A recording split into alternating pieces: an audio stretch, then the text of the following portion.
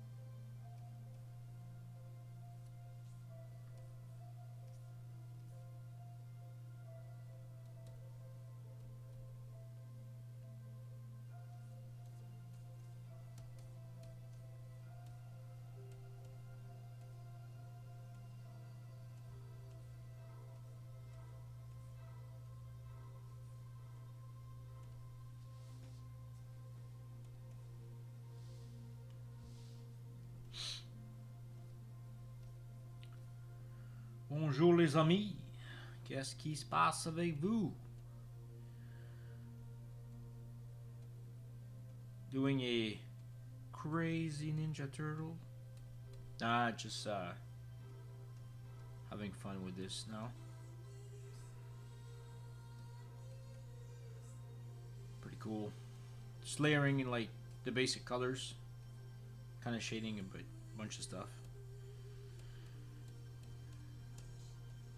Trying to figure out where the cast shadow should be. I usually do it differently, but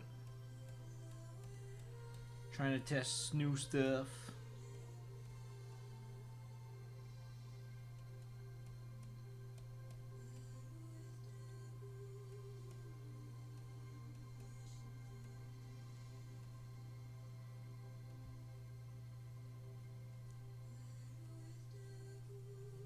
I guess I could do it this way.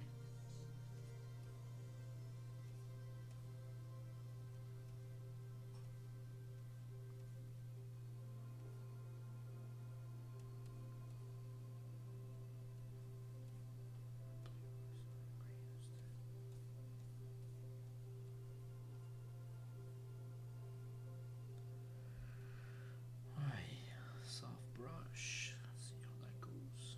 Oh, I see some flicker. What's going on?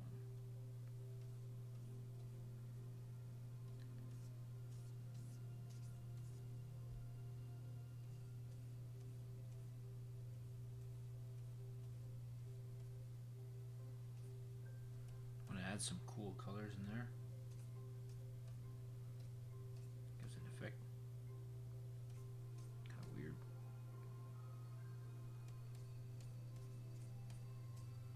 Like texture this.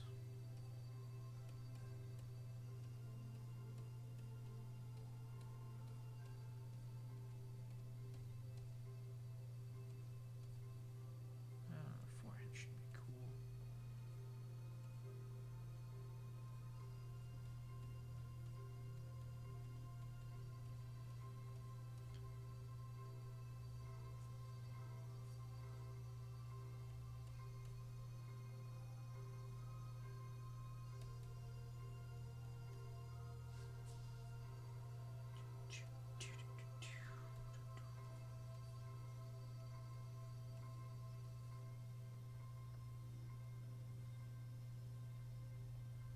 Purple.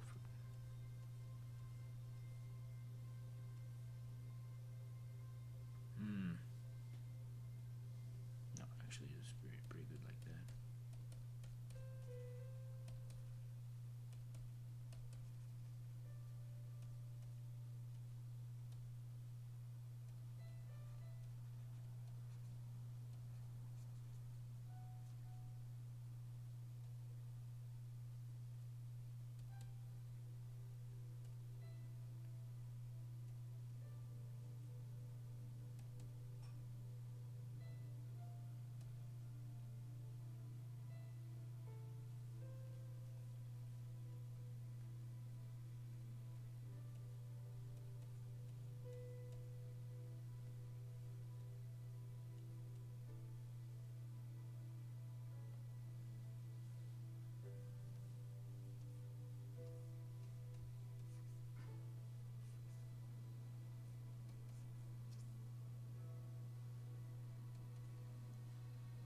Get the red.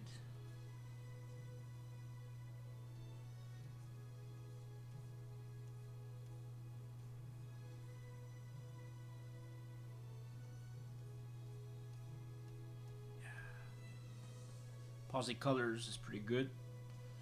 Usually when I use red and greenish, even purple would work. Gives more a natural tone. I don't know. Seems to work.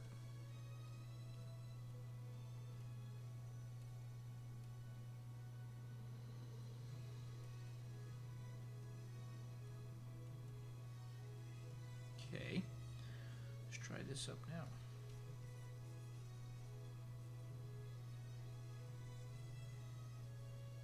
Oh, we have a shadow here. Let's put the shadow in red.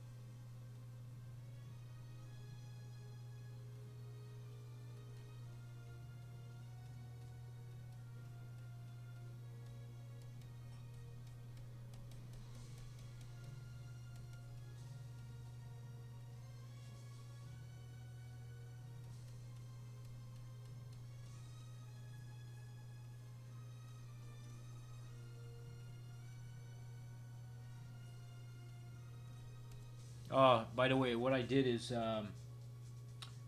I put layer lock so it doesn't draw outside the lines. So if I take this off, it would actually go through it. You don't want to have that. So if you put lock in there, you basically have the ability to kind of not go over the lines. So it's actually really easy to actually do shadings and stuff.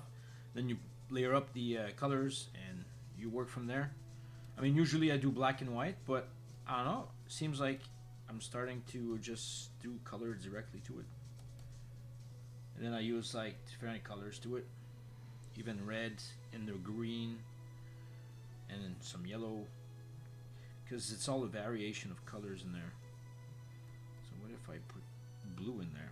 See, the green is against no, the green is against the purple. So if I put purple in there, it will look super nice. It's just the vibration of the color works. Yeah. Then you can use the blue transition to green from the outside of the lines. Right on the side here. I like the transition of the blue against it, so it's a neat color. If I work with it a bit more, it would work. So probably more of that, or even soft. Here, a bit soft underneath there. It looks a little bit real. Cool. And especially when you want to do like shading on the side of the face and stuff like that, this layer lock works well, because you don't have to go outside the lines and then reaffine the outlines and all that stuff. It's just annoying. So if you layer lock the whole thing, you can really pop out the contrast out of it on the edges, and that's what I like about this thing. It's pretty neat. So I'm putting blue against, well, purple against the green, because in the shadows it makes that green pop a little bit more. I like it. Then I'll go in the yellows to brighten up a bit my green, to get the textures out, because it's the brightness of the green. And maybe a little bit of that. No, it's too bright. Anyways, just have some fun testing things around.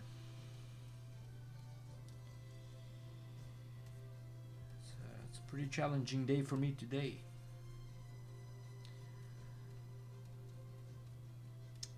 Problems with relationship, my friend. It is what it is. She basically left. Sucks. But it's alright. I understand what she means and what she wants, so I'm okay with that. Cool. See, the yellow against the purple is super nice.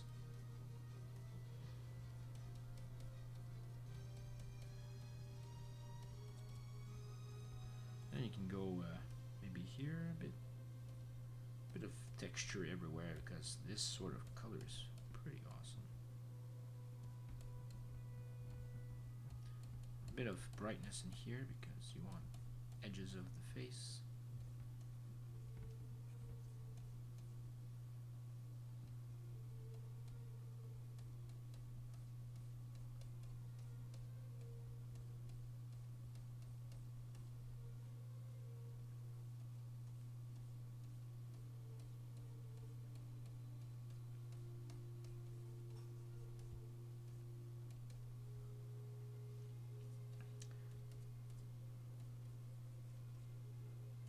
Any of you actually draws a bit, or just like to see the process of the drawings?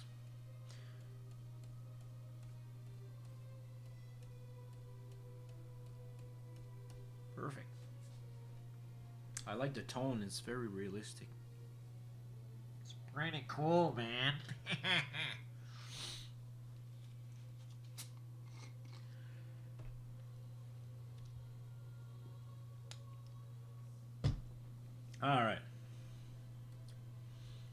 be afraid if you can't speak English. You can send me any message if you want.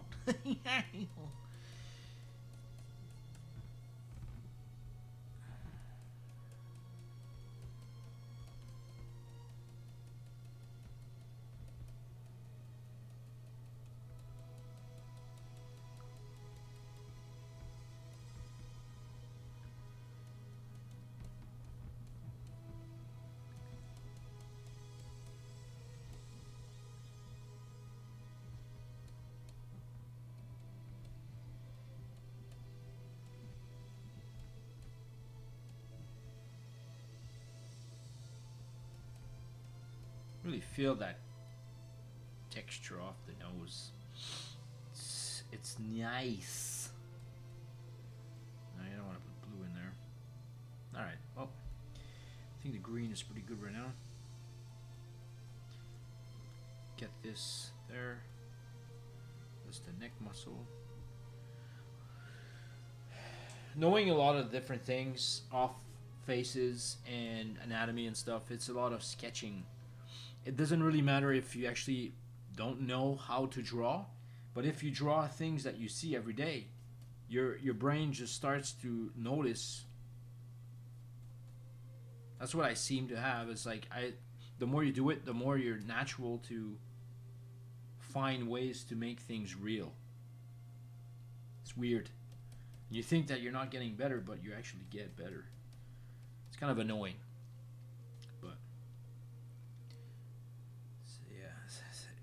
You know you can get better with time, so that's a good point of this. I used to not draw like this at all. Like 4 years. Nope, not like that, that's for sure. It's just keep drawing makes a whole difference is in the long run. And if you like drawing, keep drawing. Neat. Cool. Even the dynamic and stuff, like I used to not do that at all. This is no way. I was a noob. But anyways, it is what it is. Do what you gotta do.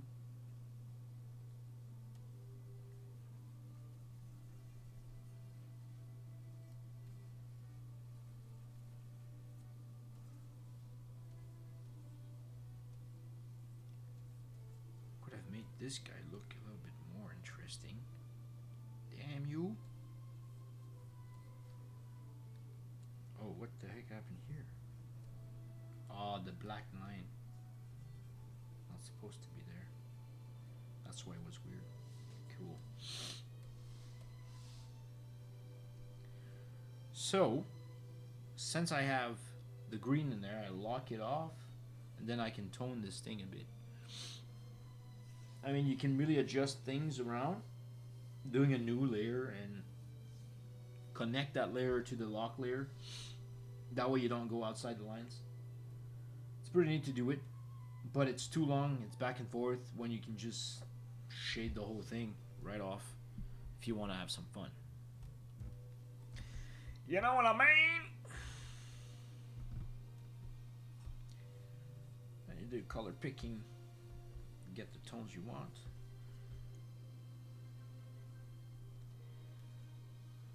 Muscle is there. Yeah, sounds right. A bit of blue in there, just color picking, since I have all the colors already. It's a neat thing. You can put the ribs. No, it's too far. It's too far, man. Probably do this instead. You. The blue against it, the green, it's amazing.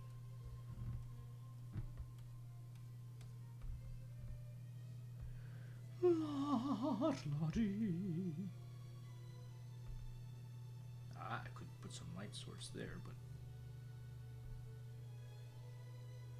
cool. Then you do this. No, it's weird.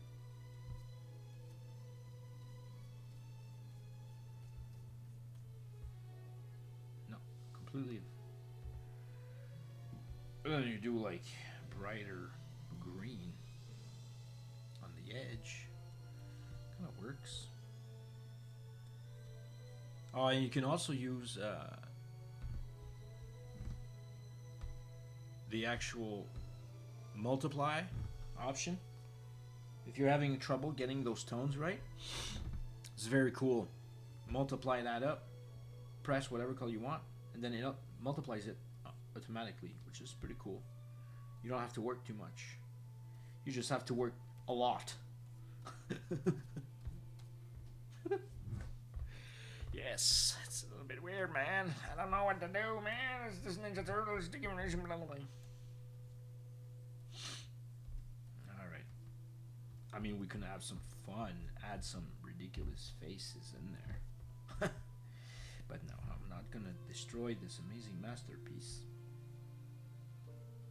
Wow. Look at the purple against the green right here. Wow. Just like that. Incredible.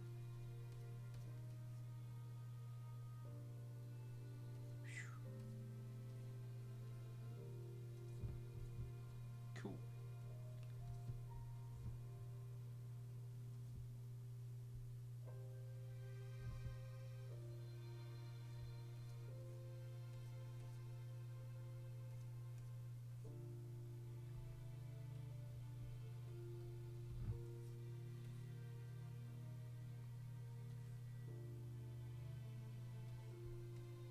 I guess I could do this instead. Awesome.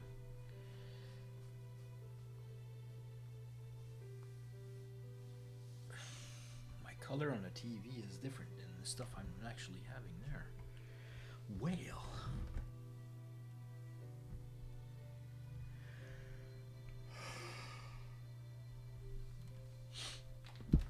And then you have the pads. That's about it. But first of all, I gotta put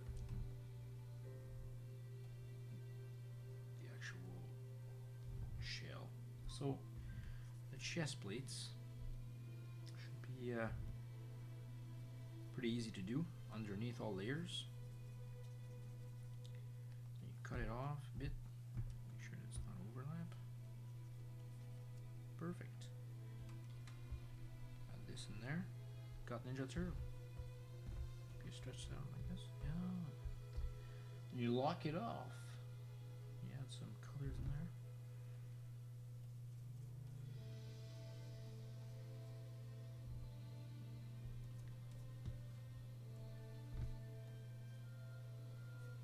Wow, the blue against that is amazing. Cool.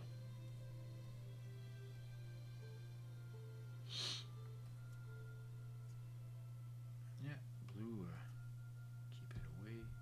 I think that's alright.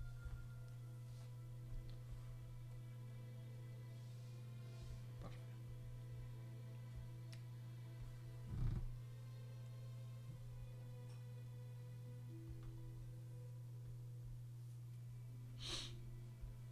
Now, for the shell on the back, top of the green, actually I don't have to. So it will be underneath, on top of that.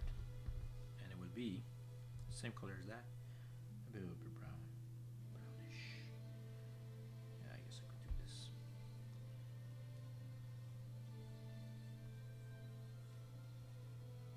So easy. You no longer have to think anymore. You just have to paint the thing and do what you gotta do. Cut it off right here. And then right here.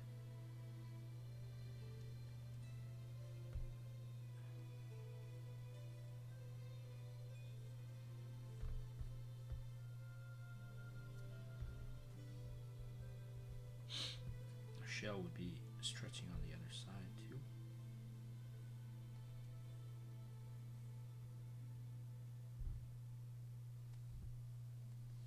Cool. Let's turn this up, see what it goes. Full speed.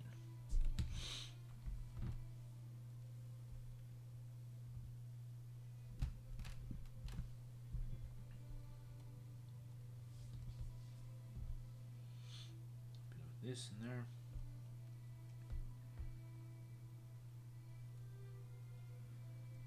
Shading everywhere because it's locked. So easy now. There's bright here. There's dark over there.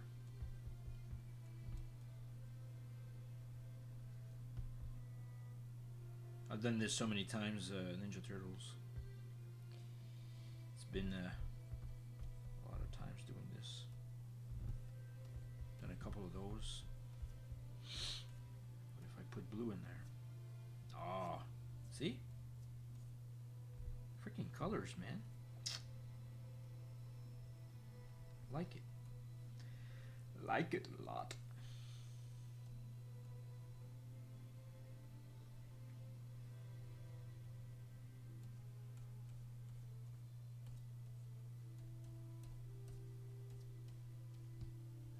Here, put this in there. Oh, not too much. Just enough to say. Perfect. It's like a effect of rainbow. I don't know. Rainbow lover. Here, right there. It should be fine. Cut it off there. Perfect. I mean, later on you do like color adjustments, but that's about it. Do here.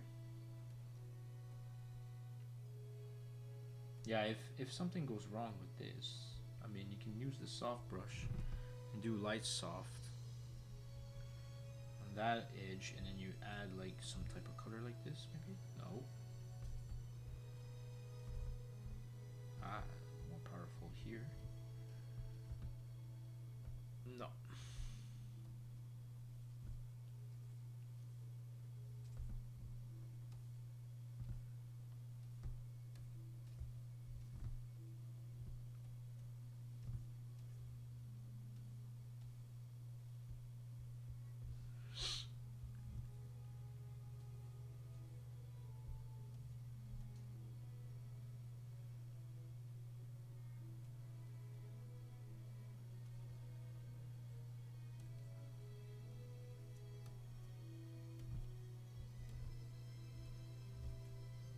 Cool.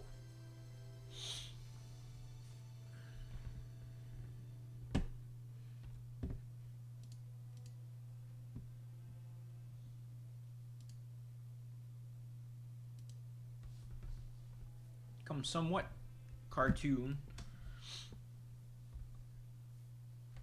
It's pretty neat.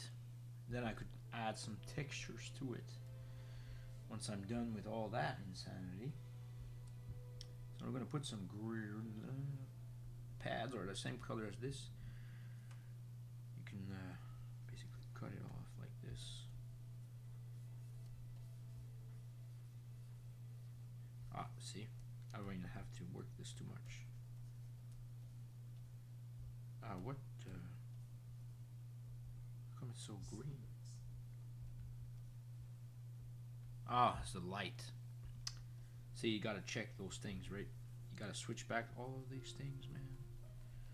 Because you never know.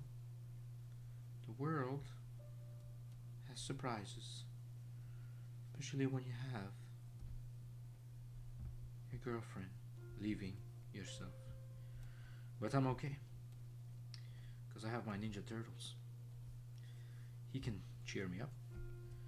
See, cool. The world has its moments. As long as you don't give up. It's the only way to do the right things in life.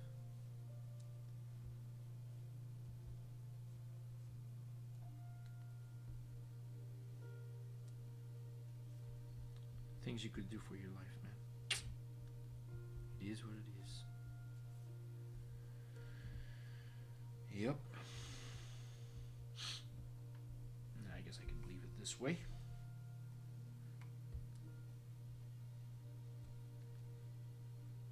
Run it off a bit. Do this. Sure. Be lifted up. Yeah, it's better doing this.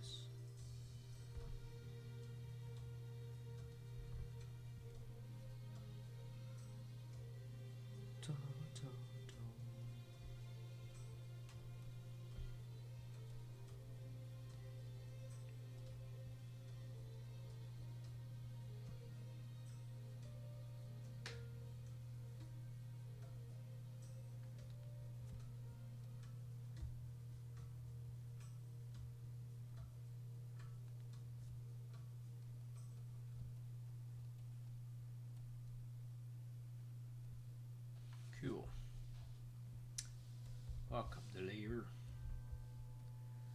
Add some purple in there. Who would think that this would need purple? Really?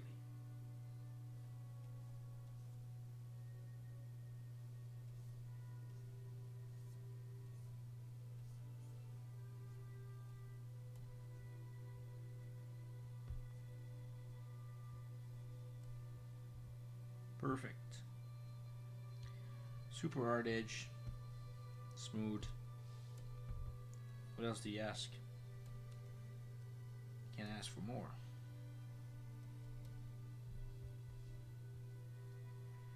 Then the whole thing should have tone of blue. No, maybe not. Tone of green. Sounds right. A bit more like this.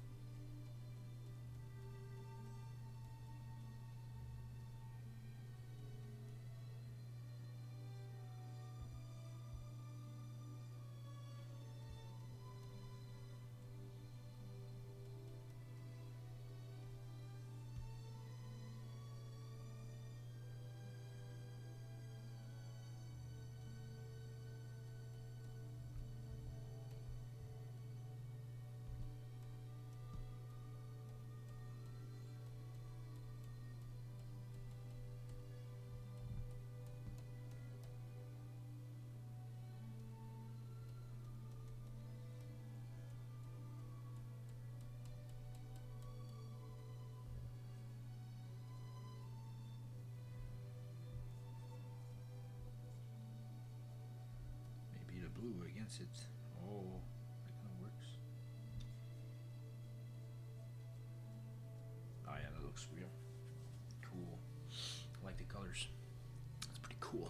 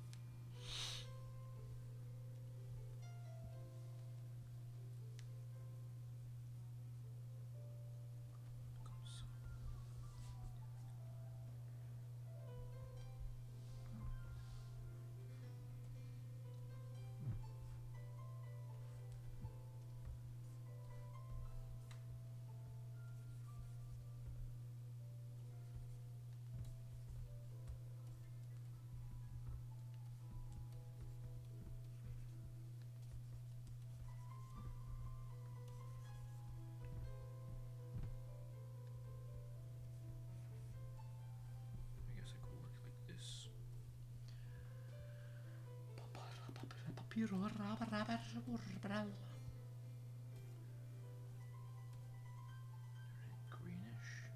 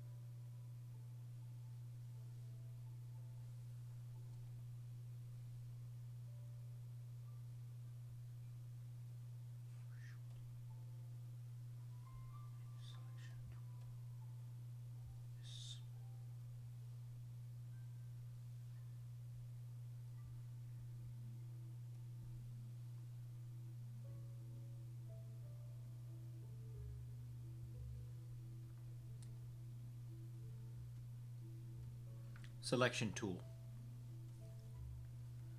Makes my whole sword. We're gonna have to size it up a bit. This works all over the place with the layer.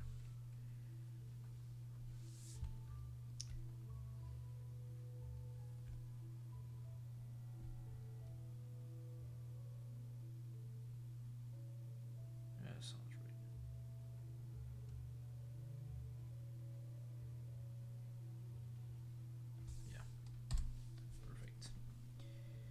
You side this up in there, and once you do this, you can lock this chicken.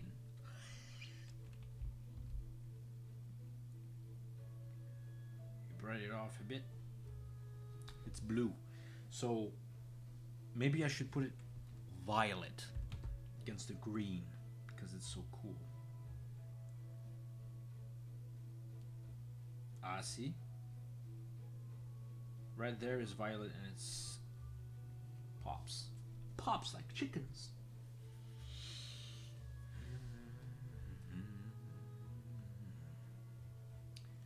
Then you deselect that, and then you can do a wet lock shot. Alright. This here we can turn off the lines a bit. Maybe not.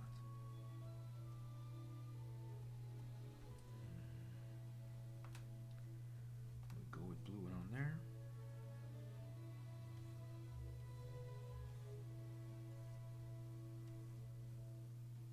Just to have this centered super duper light.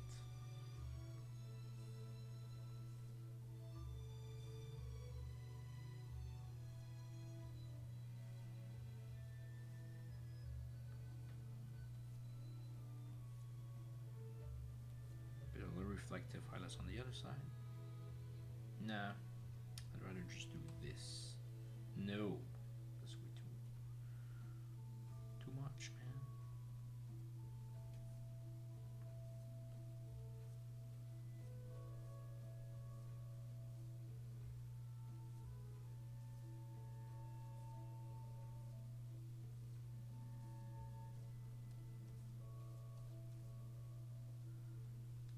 Erase these lines a bit. What? Just a bit around here because you want to sharpen lines those.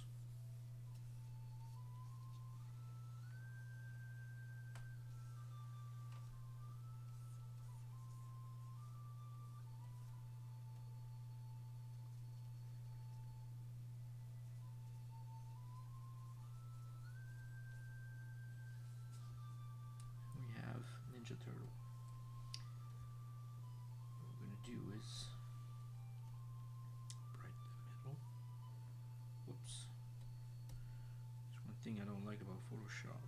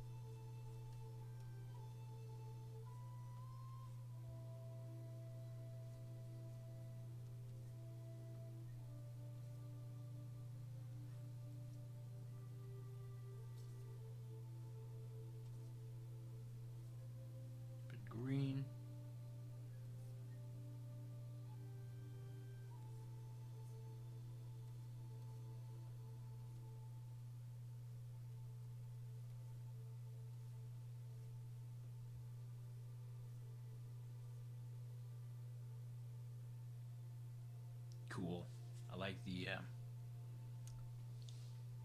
contrast off with that.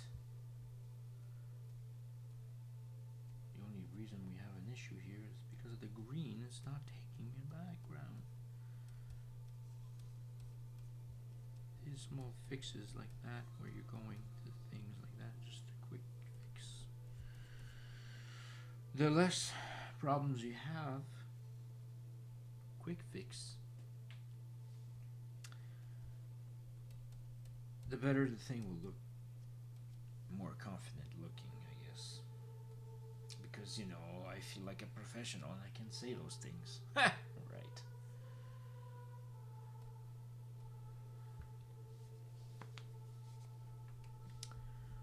Alright. I like the Ninja Turtle, it's pretty nice. I'm gonna put the eyes afterwards, but other than that.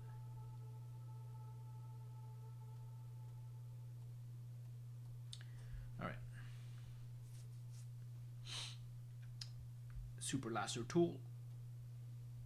Super straight. The here. The there. Till. Over here. Lock it. That's how it goes. Use the same color as this one. Against the green. It's around this color.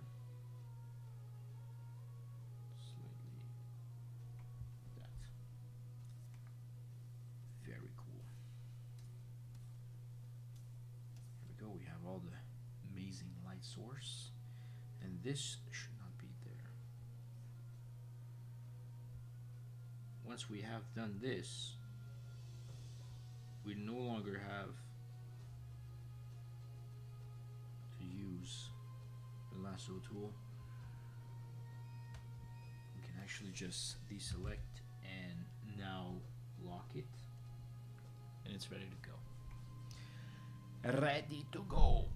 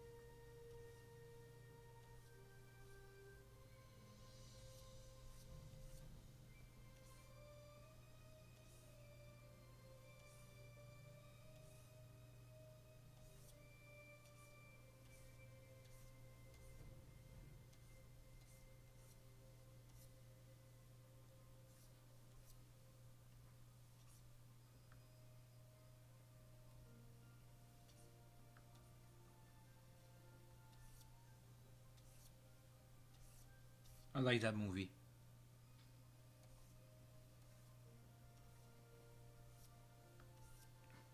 This movie is incredible.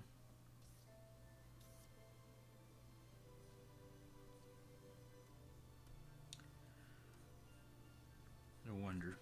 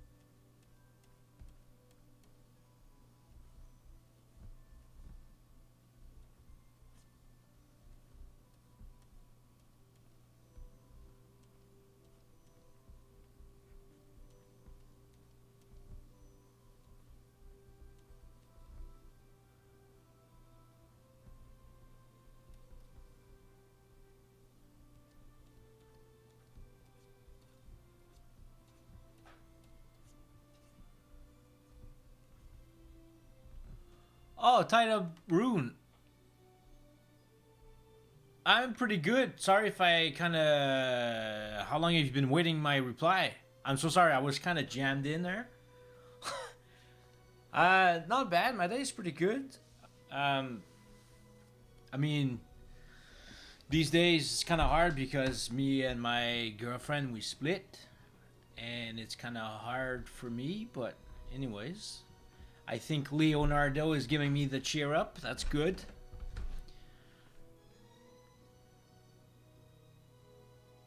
I am a little bit too in the zone. I'm just doing a random sketch of Leonardo because I need to feel good, I guess, if you want to put it that way. Thanks for stopping by the way. That's really cool. It is the français. Yes, actually, I'm French from Canada, but I live in New Brunswick.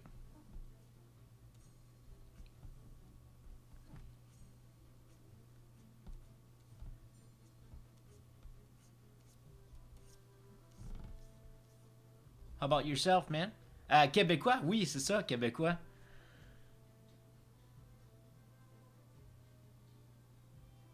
Oh, thanks, man. Appreciate it. I guess you're French too. I'm in Ontario. Oh, cool. Are you actually Quebec, Ontario, or? One second. I'm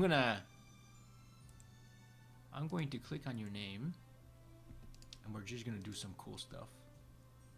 Add to friends because you're cool. Well, you've been here 2011. Yikes. What do you do on Twitch, monsieur? A regular Canadian. Okay.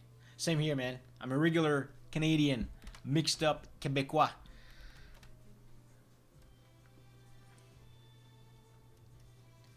Thanks for the hosting, man. It's actually really appreciate that. So, what do you do on Twitch? Watch streamers and okay, cool.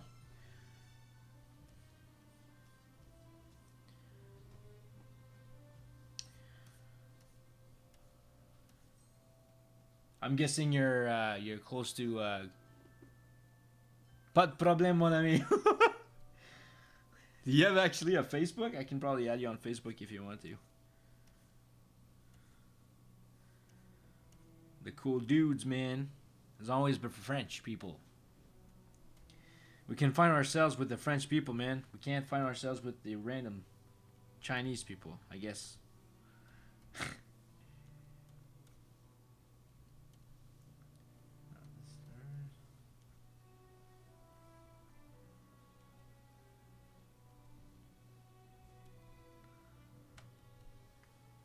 Cool.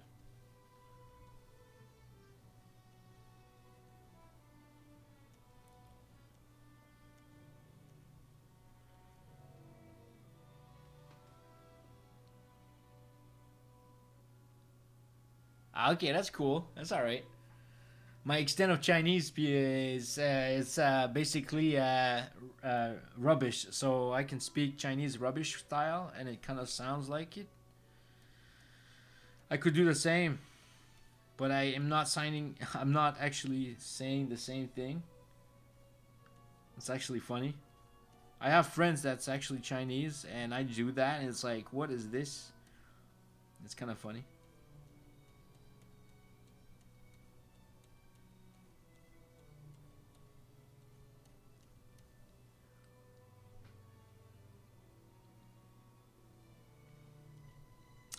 I can speak Chinese. I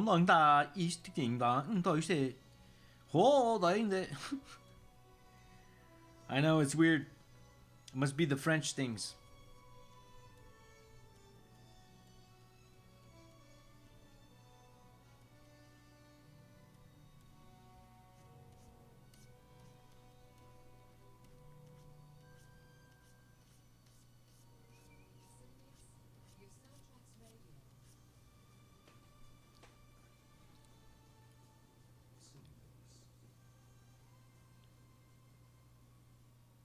Mandarin.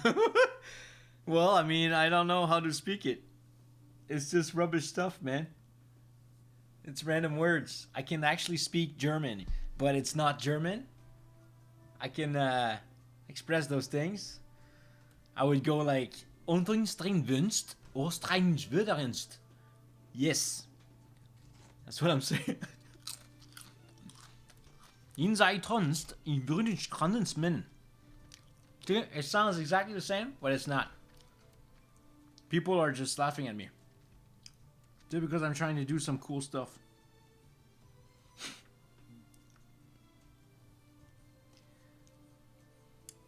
It's kind of sad. But whatever. Maybe I kind of... My piece there? I'm just a fan of Ninja Turtle. And I just wanted to make some cool looking thing, I guess. And basically I started with a sketch. What was I in here? So the effect of these here, it's adding some stuff here. So I'm gonna group those. See, this is like the normal, more normal without background, but when you add effects, that's what it does. So if I take this off,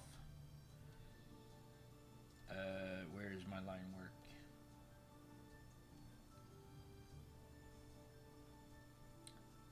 I guess I erased a bunch of it. Wow, it's not even there. Okay. Give me 2 seconds. Usually I would do a sketch before doing the coloring.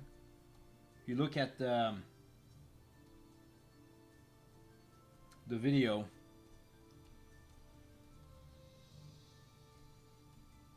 yeah, no, the line work is actually gone because I erased it at the same time. But usually it's just a random thing that I like to do. It's fine art. I might do some other ones, but I did other art stuff. If you want, I can show you what I did. I did some Sailor Moon and other stuff. Let's say that Sailor Venus. I'm not sure you're a fan of Sailor Venus, but these takes about 40 hours to make.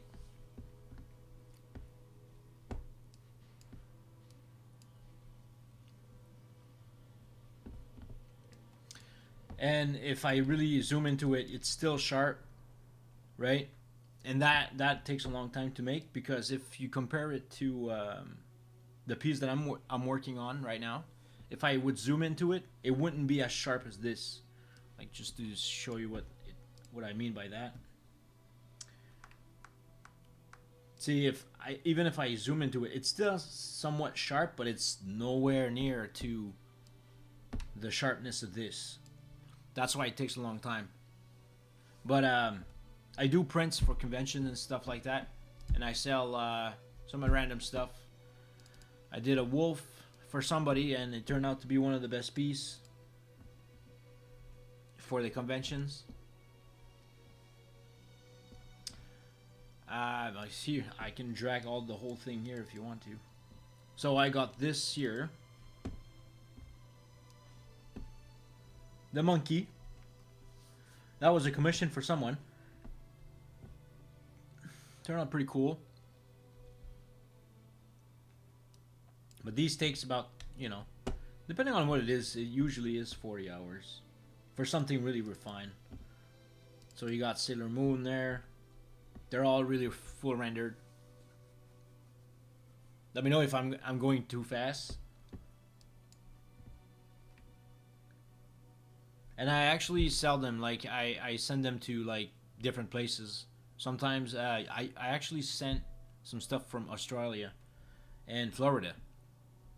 I was actually some guy from Nam's Game from California, I think, or Florida, and he asked me to actually send some stuff for him for do the donation stuff. And I was actually on Nam's guest, but I was not down there. They just had my pieces down there, and I actually I got somebody buying my stuff from that place, so it's kind of cool. So I send my work pretty much some places and stuff. So I like to do armor design. Ah, see, this is my portfolio stuff. Random designs. Oh, a second here. I'm gonna use my my print folder. Okay, 1 second. Where it is? Print 2000. Okay. So I have a bunch of different things here. One of the biggest ones are my Venom. One of the famous ones. Oh, yeah, sure. I can show you the armors. So, just to let you know that this is a fan art from Venom. I did this like 4 years, 5 years ago. It took me about 60 hours to make because if you look, all the details that I put in this was very long to make. It actually almost looks like the same thing as the movie. And then the movie came out. It's like, whoa, cool. Yeah. And even like the tongue details, right? I mean, you also have like brushes that can do textures and stuff, but you still have to render everything. No matter what. For doing that sort of shadow. I actually didn't do this that much stuff before. Or again. So the armors design. It's almost like Final Fantasy. I was actually doing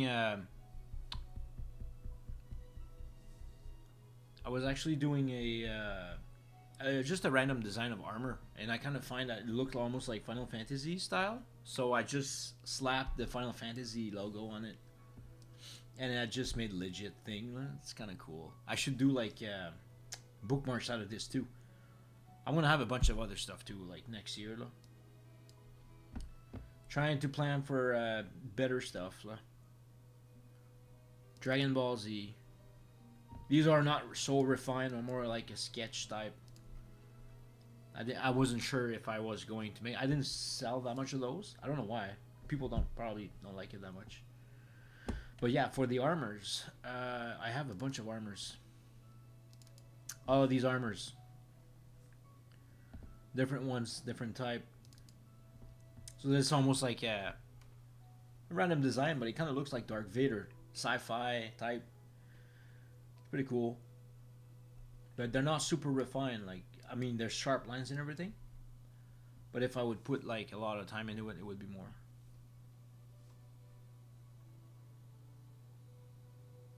Yeah, that's what I do. Like, I do art stuff for conventions. I have like a setup. I can show you the setup. Just give me 2 seconds there. I have my Facebook with the pictures on it. I did Montreal Con and other places. Alright. Where is...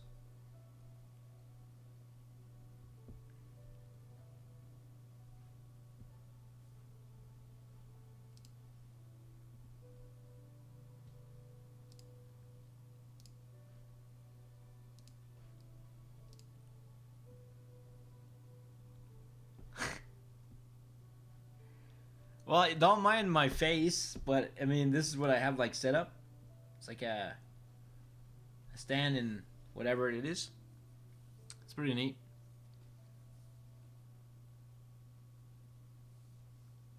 Oh, thanks, man.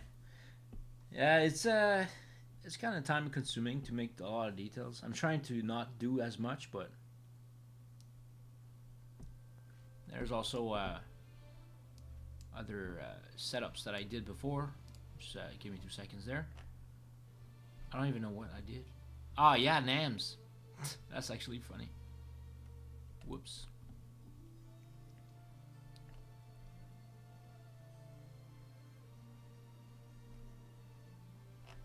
What happened there?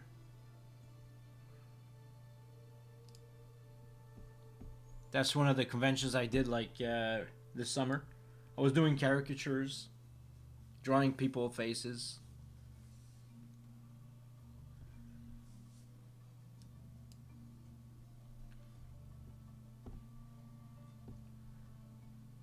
Nice looking pictures too. Like the guy actually took pictures of us. It's pretty neat. It's a local conventions that happens around here, but we did some Montreal Con and other stuff. But we're trying to keep it local in some ways. See, that was it's a picture from me outside. Ah, cool. Yeah, you can actually check my art station if you want to. Yeah, that's cool. So yeah, I got Gam Anim show, and that was in Florida or California. Not sure, but anyway, it's pretty cool.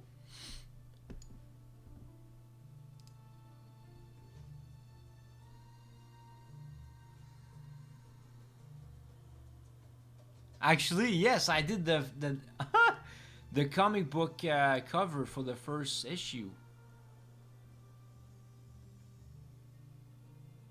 You know the comic book. You know the Naomi comic book that Larry Higgins did. You serious? I don't know. Oh, thanks, man. I appreciate that. I try my best. I mean, obviously we have like issues, like meaning like sometimes it's hard to draw and stuff, but gotta put up with this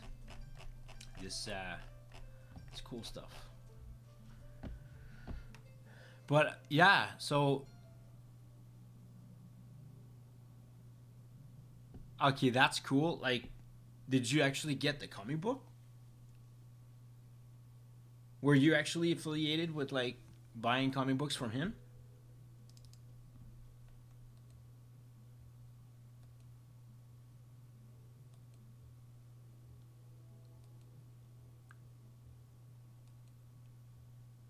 In the stores? In Toronto? I thought he did that at Calgary. But I guess he had some comic book down there too. Okay, that's kind of cool. So what store that they actually had this thing in there?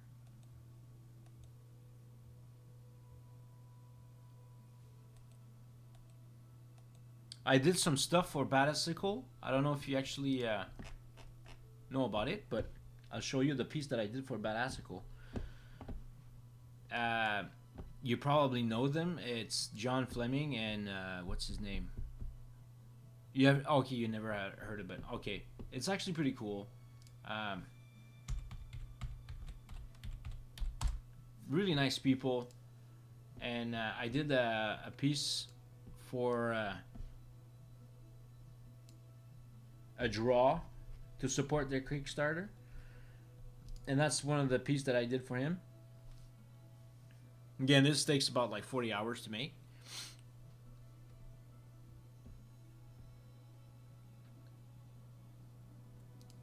Shredder, yeah, it's a big. Thanks, man. I'm a huge fan of Shredder, and I made my own design of the armor. It's kind of famous in the conventions because that's what sticks out too.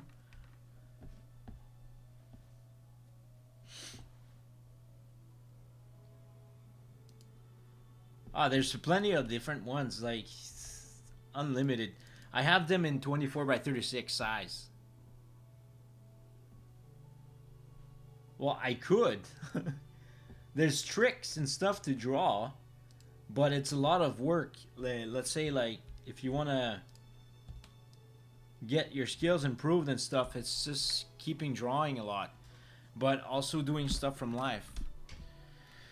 If you want to have realistic rendering and stuff, like, I mean, in some ways, I've learned a lot with time, and my style is a much different than it used to be, but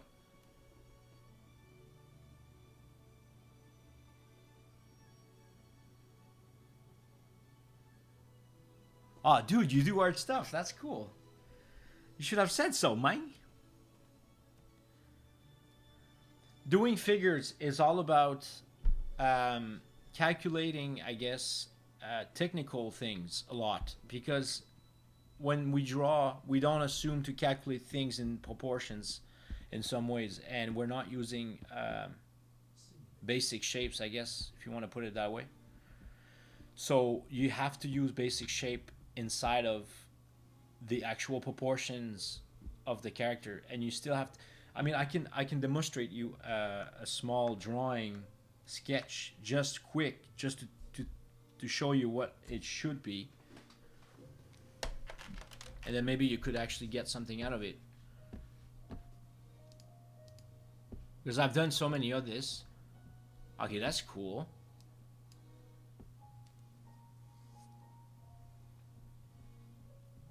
Do you paint a lot of those?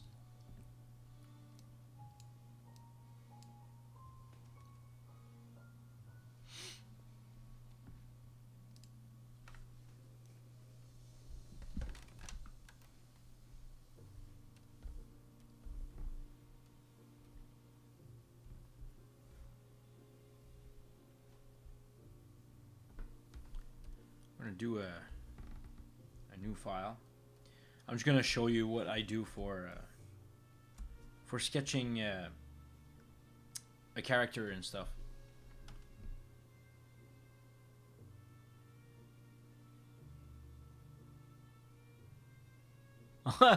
No problem, man. It's my pleasure. I always like to help people around. So, anyway, it's just a basic thing I'm gonna do here.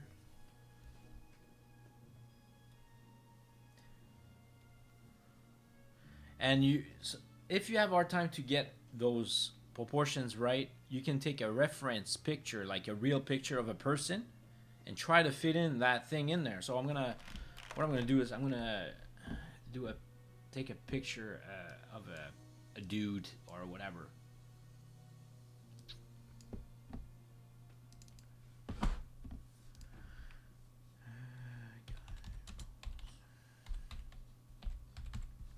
I do a lot of drawing of female figure because they have a lot of curves and they're easier to draw.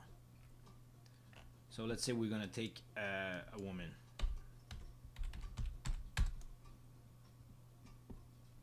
Just a general pose of standing pose, I guess.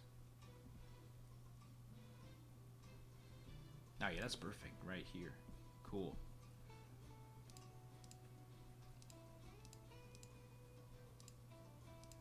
Alright, let's take this in here. Okay, I'm gonna use this. I know it's kind of not perfect, but whatever, it's still good enough. I'm gonna put this on here just to show you this.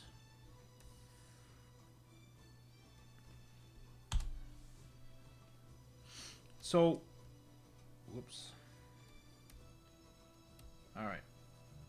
When I start drawing, I start finding the basic shape first. So I'm going to do this just slightly on the body there. So I would do the chest zone, right? So it's going to be a rib cage, right?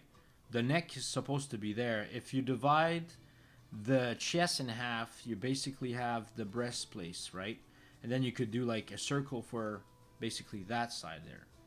And then for the pelvis, right? This is very important. I find that this is one of the important parts of getting the proportions right. So a full circle, that's actually a square, right? And then if you divide this in half, you would have those pelvis points where the muscles of the leg ends up on the bottom, right here, right? And if you cut this in half, you've got the bottom of, you've got the butt. That's in the back. You don't see it. But if you divide this up, you'll see it. So, and then you got the bottom leg. I'm just going to do some basic shapes because you don't have to really know everything. So, in some ways. So, basic shape for the legs is a round shape. And then you got the shoulder. And then you got these, right? All the joints, they're all equal to each other. Like, if you calculate this size here, it's actually the same size as that. So you can refer your elbow through the middle of the rib cage, right? And then this is equal to the bottom hands, where the knuckles are, I guess. They're usually around those hips point, right? And then you got the hips there. And then you do like straight lines to get the gesture of the hands. And the hands would be just the thumb and a circle, if you want to put it that way. There's so many things that I could say about how this should be drawing and stuff like that, but this is just the way I would do it.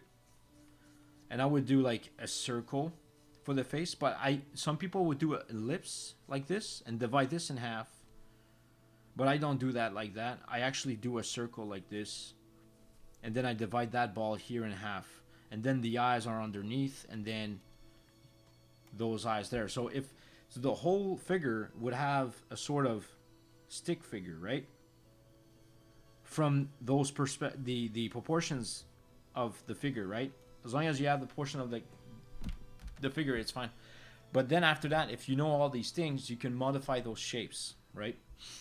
So that's just for the basic structure, I guess, if you want to put it that way. So if I wanted to draw a character out of this, I would kind of use the chest, the rib cage, and the pelvis, and I will use with that. So I'm going to do an ellipse like that, and then I'm going to put a circle, a perfect circle there, and then I would have a sort of action line in it.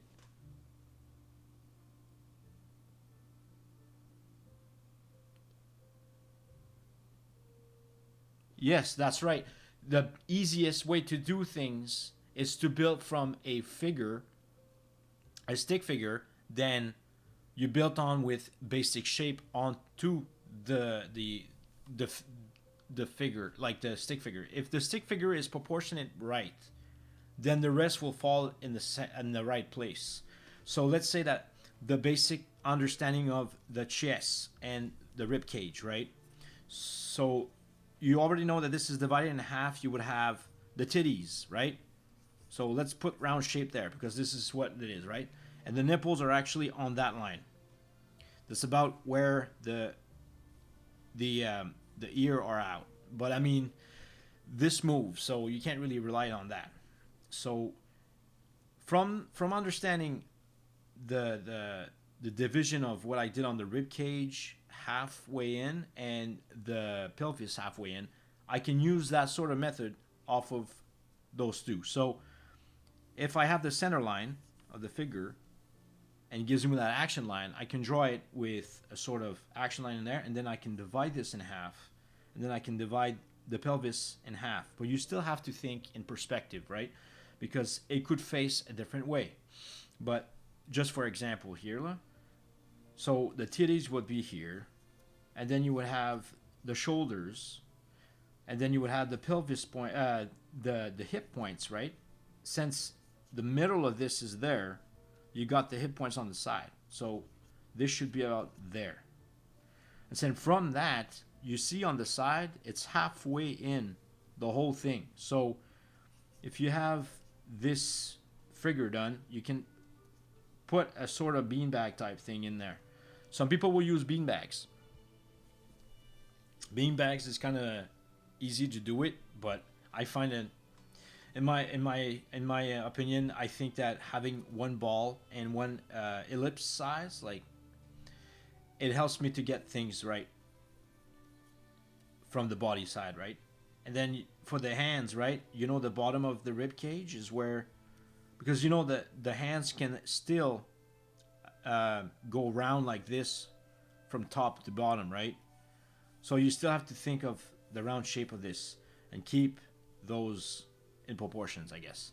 And then you would have another hand, the other joints, and then you would have the hand with the thumb. That's all you have to do is a circle like that. Then you would do the same thing like that. I know it's kind of basic, but so from that, you can draw the head out of this. So you got to think of, let's say the ball is, there's two balls of the head in there. So, and that would be the face. And then if you divide the bottom ball underneath, that's where the chin goes. And then you got the neck connecting on that. This is very basic, right? And then you have the legs, which the legs would be the length of,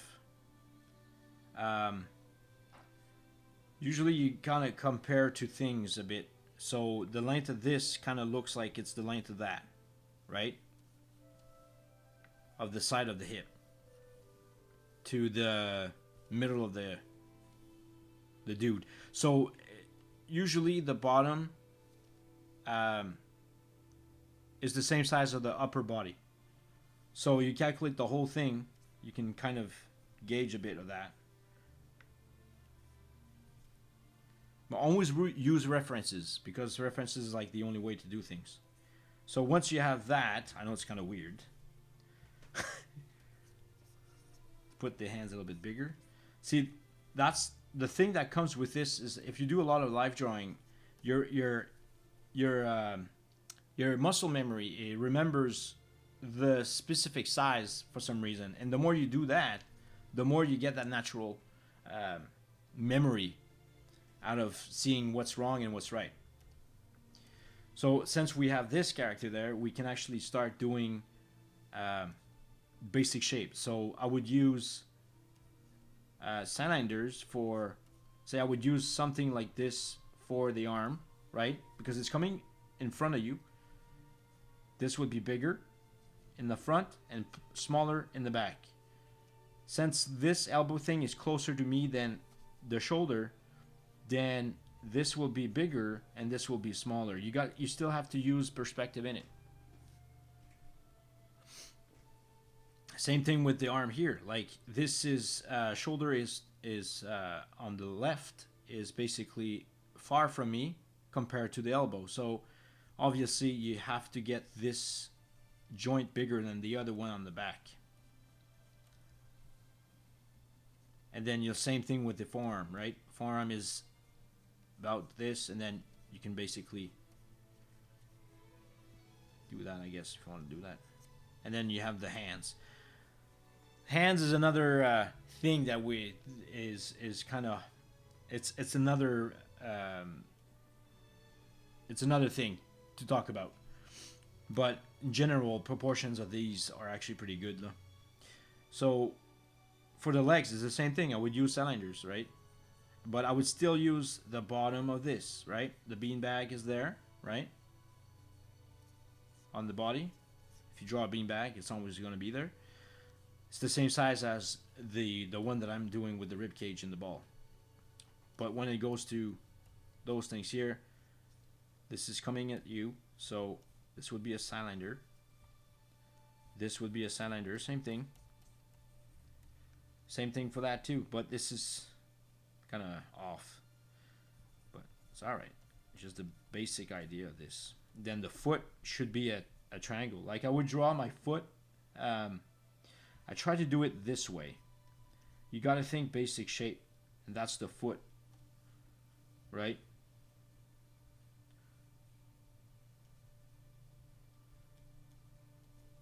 That would be the foot type thing. And the foot is actually the same size of half of the leg. Half of the bottom leg. Or half of the section of like the upper leg, or the... because you can see like this size here equals the same size as this. So it's the same size in relation. It divides itself all the time.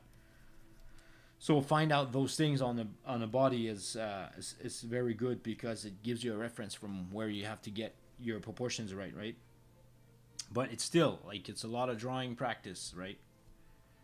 This is not just a formula to get things right, but it's helping you to get things in the right places, I guess. The same thing that. So we have this whole guy there, whatever you want to call it. There's no hand there, so you got to fix this hand. And for the hands, right?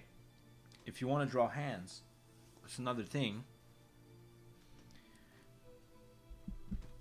Hands would be... oh, I'm going to shrink this a bit.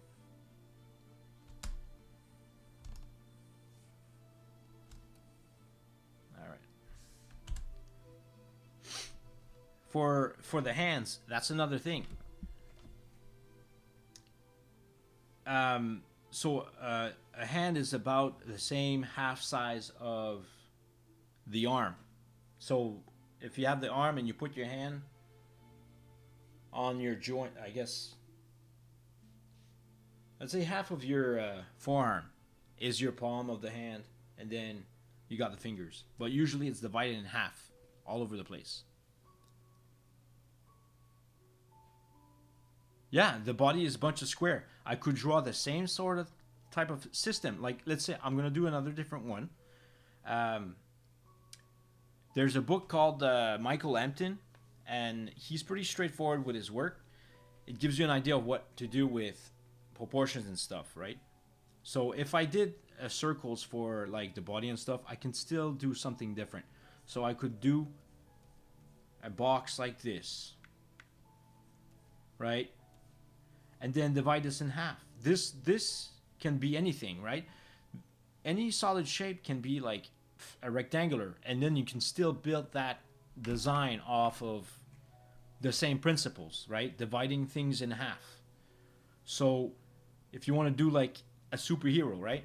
Well, all you have to do is draw this rib cage, but completely wide. So you can do a wide shape. Well, I'm gonna just zoom on here. You can do a wide shape of this, and then divide this in half, right? And then you got the center, and then you got the pelvis on the bottom. This is the weirdest thing. You have the rule there.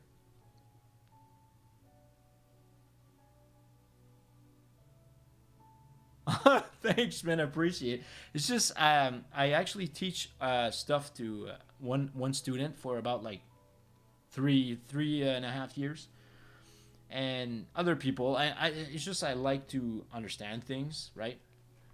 But anyways, so basically, when you're drawing rib cage or pelvis, these things can change because they're actually shapes.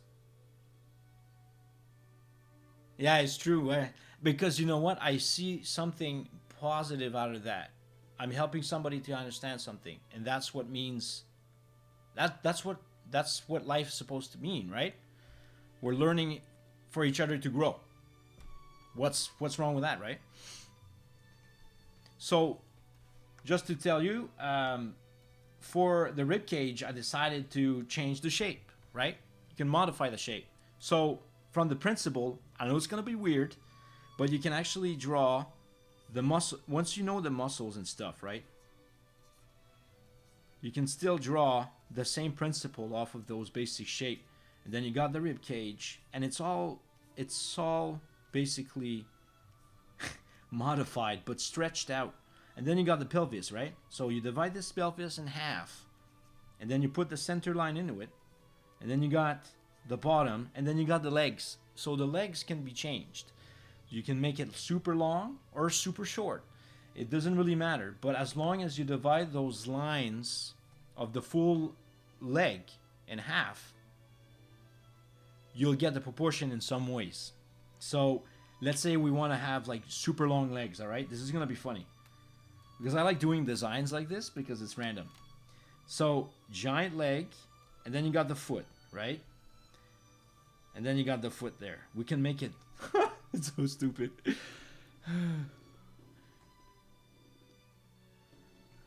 I guess so. It's good to know. So, since we have the hips, right? We can basically get that line divided in half, and then you would get what? Your kneecap.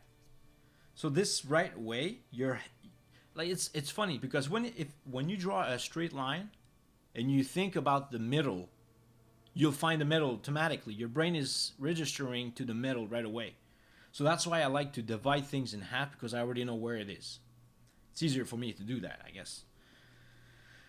And for basically for the legs, I mean, you just add muscles. But I mean, that comes with studying muscle, right? So you look at bodybuilder magazines, you'll find yourself some good references for where the muscles are. But I can teach you where the muscles connects and stuff. But I'm not too professional out of that. But I mean, I know a kind of basic thing, just enough to get things done, right? So you would have. So we can do the basic shapes. Like I said, between the proportions, shape can change. So I could put, you know what, a TV on the bottom leg. You know what I mean? So use the perspective in. We have a TV for the amazing leg. This is old TV, right? And it's right onto the proportion of the character. So you can use whatever shape you want. I mean, you can add some random stuff. I mean, you could actually do a spring leg if you wanted to, right? And then you have a spring leg. But it looks right because it's in the right place. Division in half is a must. So we could have, I don't know, a pirate leg. So, I mean, I could have sort of a piece like that, I guess. It's just a random shape, but you got to build those things on those proportions. You can do whatever you want. A triangle, a rectangular, oval shapes, whatever. It's the same thing with what you can modify with things. So for the bottom leg, I can still use a stick, and then I can change the foot because it's just a reference for me to get the proportions right? So you just cut it like that, and that's it. And then you got a modified TV guy, whatever you want to call it.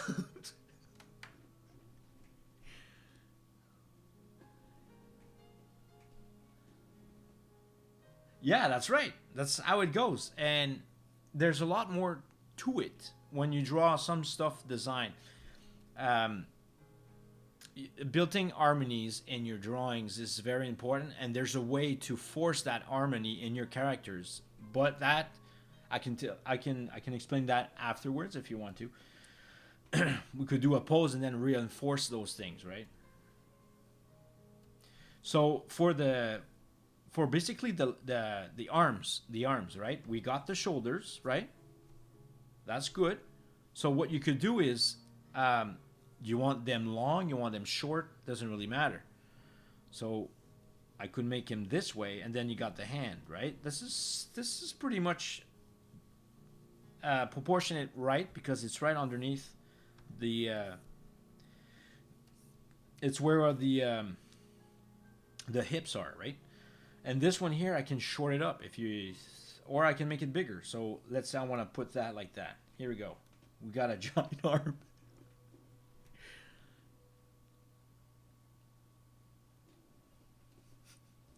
And then you can divide this in half. Your head is already knowing that half of this is there. So just put the line there, just to give you a reference, and that's it.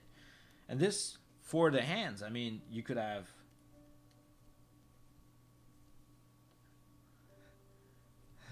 a big hand like that. I don't know.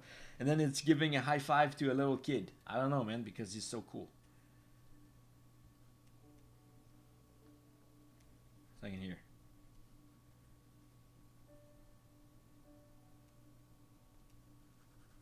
Here we go. Perfect. High five, yo. And that's about it. And for, like I said, I can add some shapes into those proportions. Make sure those proportions are right, and it'll be fine.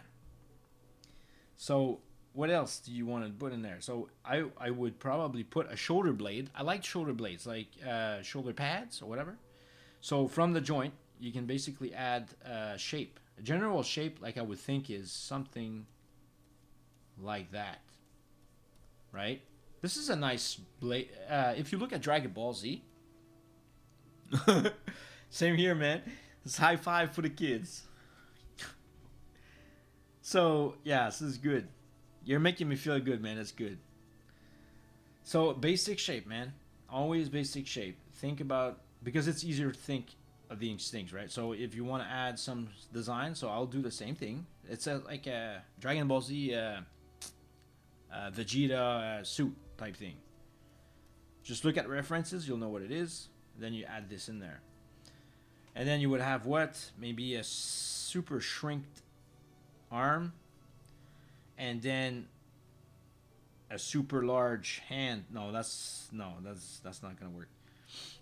Maybe I would have another spring hand. Here we go.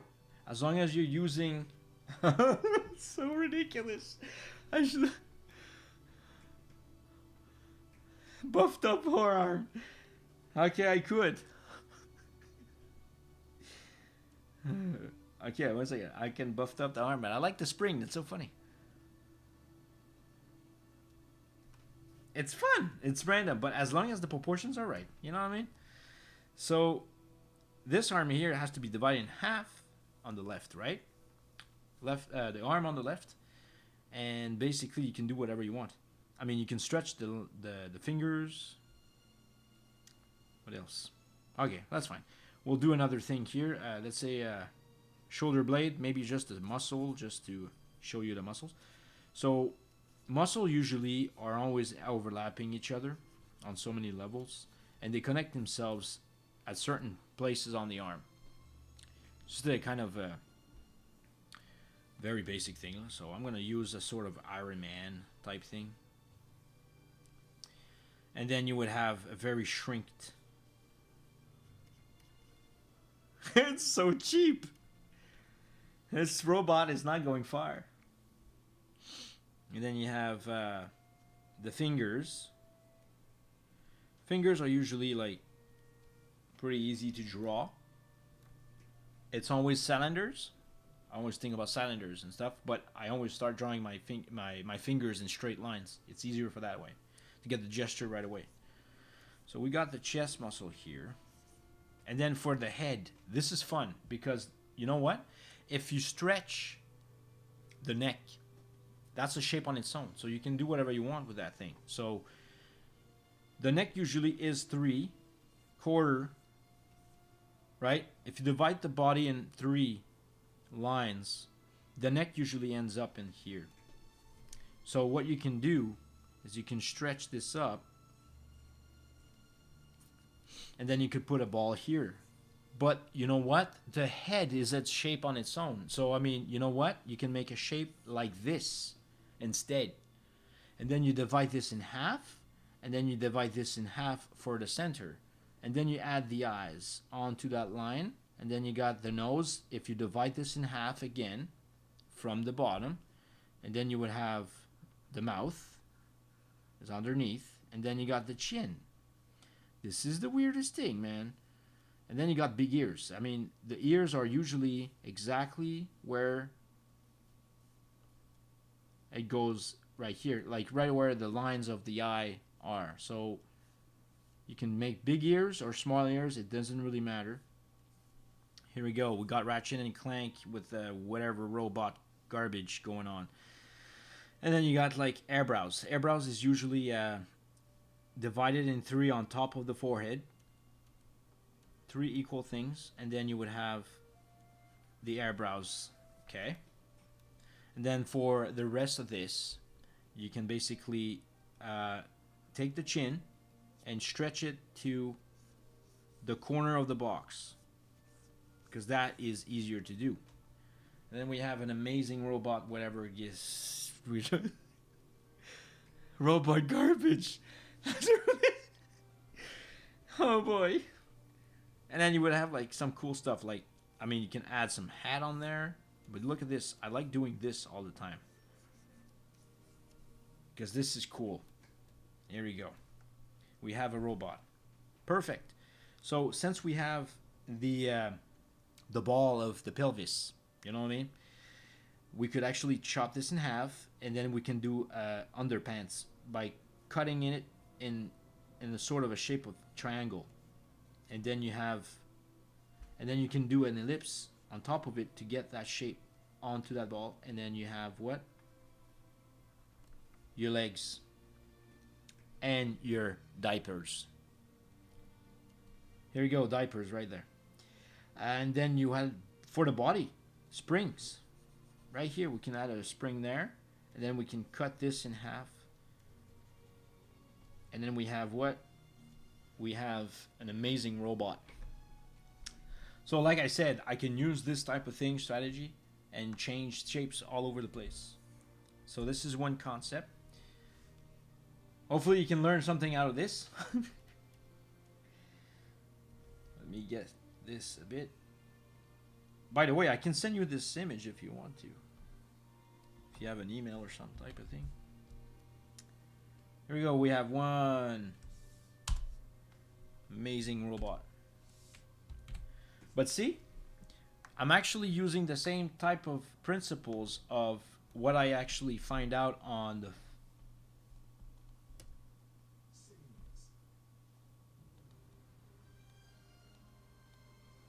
What is going on with my...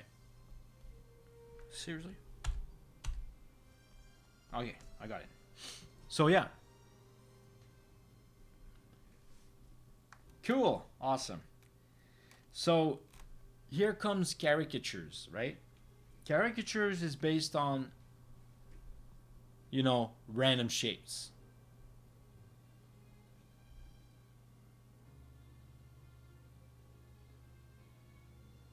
Yeah, exactly. If you have the basic shape done off of this little character that I did on top of that.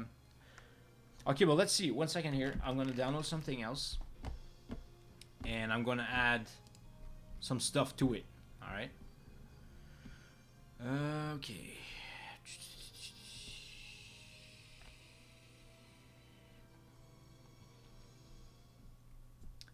Let's say we have like a bodybuilder, maybe. It's the weirdest thing ever. Maybe it's gonna give you a more idea.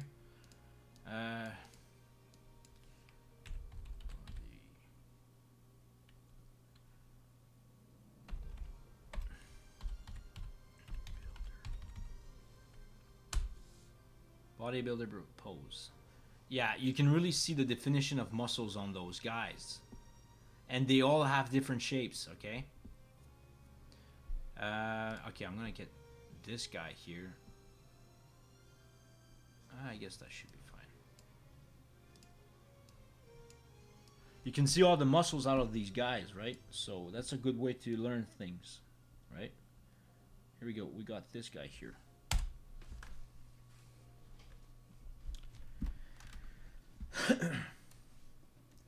We have this crazy person. All right, same principle. Smart object. All right, cool. All right, so we have muscles, right? Very specific muscles. I mean, there's more detailed muscles on some other guys in there. Just look it up. Arnold Schwarzenegger is one of the best ones because he's really well built up. You can see all these shapes. Pretty cool. So when you draw some muscles and you want to study those things a bit, a good way to do this is trace on top of those, right? There's a front deltoid, there's a side deltoid, and then there's like the tricep and all those shapes. You'll see them with a more defined bodybuilder, and then you could trace all these muscles out of it. Just basic. You don't have to go crazy, because the only thing that we are looking at is the surface, and we don't see all the muscles out of it. But it's good to have like knowledge out of anatomy, so I would suggest to study a bit of that. The hands are always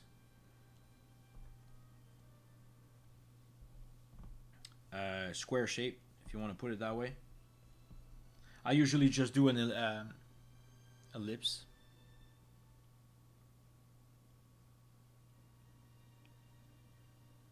Yeah, you can do that way too.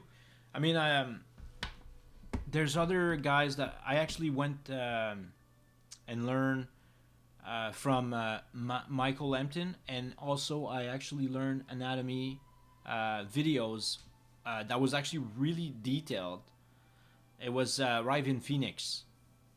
Ryvin Phoenix has like the anatomy DVDs, whatever, and you go through that, and it takes about 2 months to get through them, but they're actually really good because they make you understand a lot.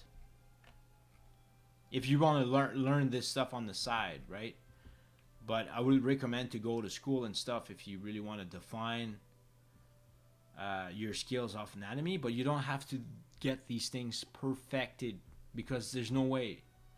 Everything is shaped differently on everybody, every body that you see, right? So it all depends on how you it's all how much drawings you put into it, and you find those, you start shading everything else. I don't know, it helps to draw a lot. That's the only thing that I could actually suggest, is draw things you look at and that's from real life, right?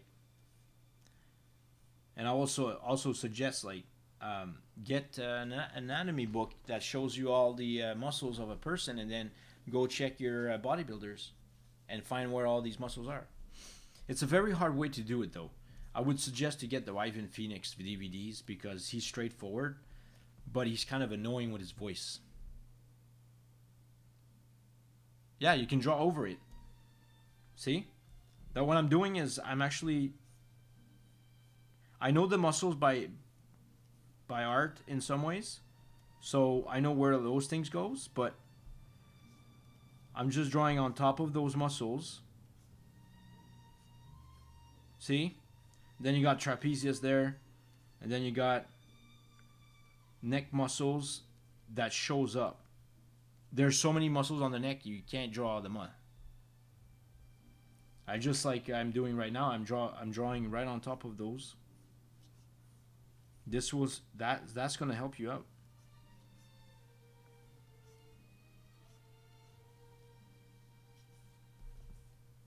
That, and then you have. See, this guy is not detailed enough. Fudge it. I'm just gonna get this insane detail crazy person here.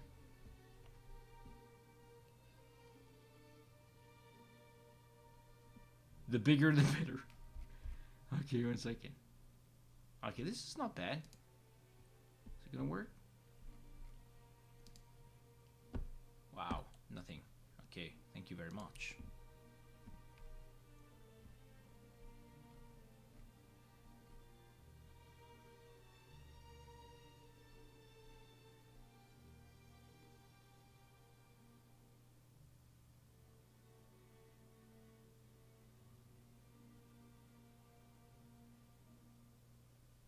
Oh no, that's fine. Your tablet is perfect for that too. Like it doesn't matter. I used to have an Intuos 3, and it was just a tablet. And you know, like I draw on paper. That's the best way to learn stuff because I feel like it feels better on paper, and there's no lag, there's no bugs. It's straightforward. You get your pen and you start drawing on paper. That's it. And I use a Mesonite board. Like if you go to let's say Rona or even Home Hardware, you ask them for a Mesonite board that's thin, strong enough so that it doesn't bend. It's like $10, and you have like a super size board to draw from, and then you can lay that on the edge of your desk. A Mesonite board is actually a piece of wood that's compressed. If you go to what's the name? Yeah, so if you go to like let's say Home Hardware or even Rona or whichever Kent, I don't know if they have Kent down there, but they have Mesonite boards, and you can use a clipboard to hold your paper if the board is thin enough, and then you can draw with any size paper if you want, depending on the size of the board you have. I have a board that's basically like, I don't know, 20 by 20, I think.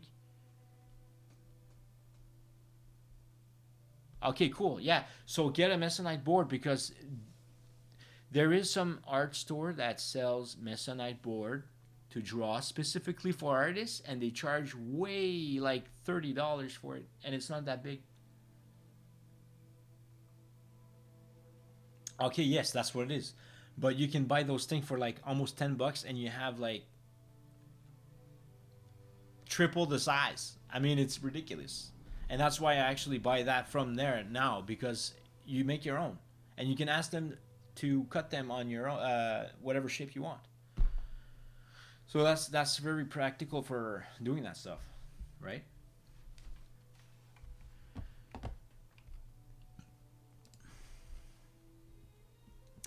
I'm gonna try to find the bodybuilder dude that has more definition.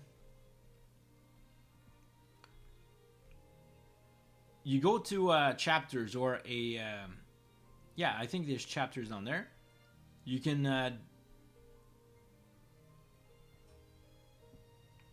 get things, bodybuilder magazines and stuff like that, and then try to draw them, but don't go and draw on the book, but try to trace them with the paper, I guess, or draw them up.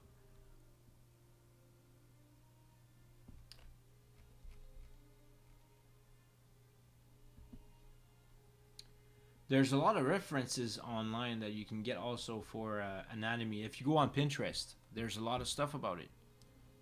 And there's also like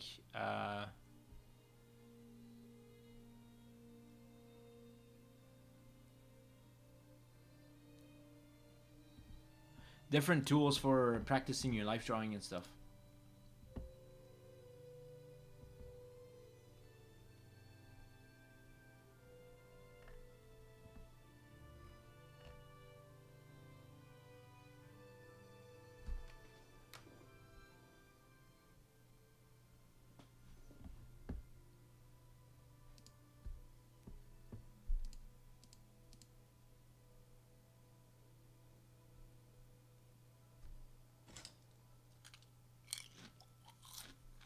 Yeah, perfect.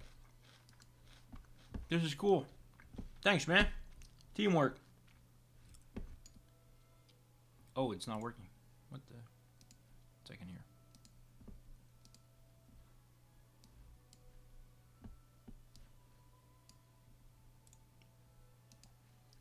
Okay. Save image. Perfect. And why is it not working?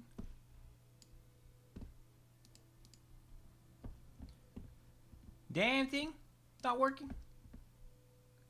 It doesn't want to transfer to my desktop. Okay, wait a second. I'm gonna.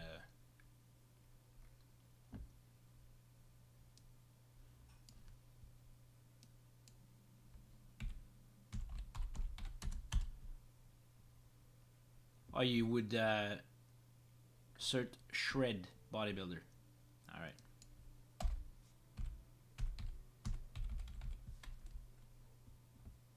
Oh yeah, that's insane. Okay, this is perfect.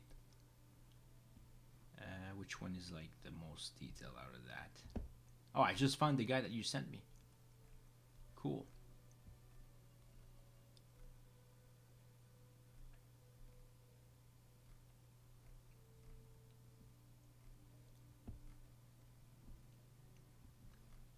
Something simple. Holy freak, this guy is shred. That ain't normal. Alright then. We can use this guy. This guy is over shredded. But you can really see everything. See how crazy this is? Just to let you know, you can really see the fine muscles out of this guy.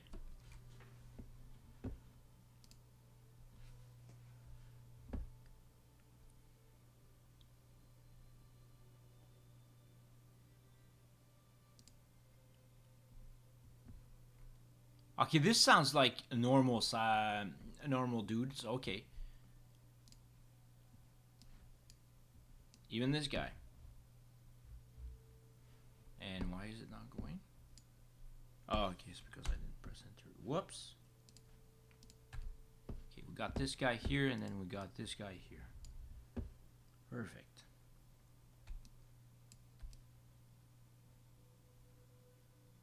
Let's use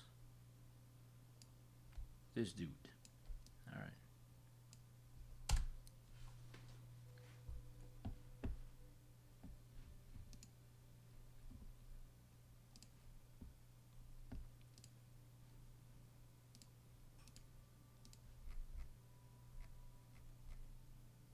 Ah, okay, it's right down here. Whoa. Okay, we have this guy now. Cool. Alright, this guy defines a lot of stuff in here. It's good.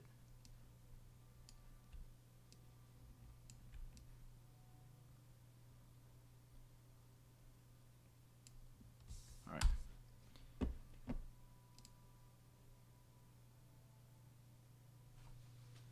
So yeah, the lines of the bodybuilders, right?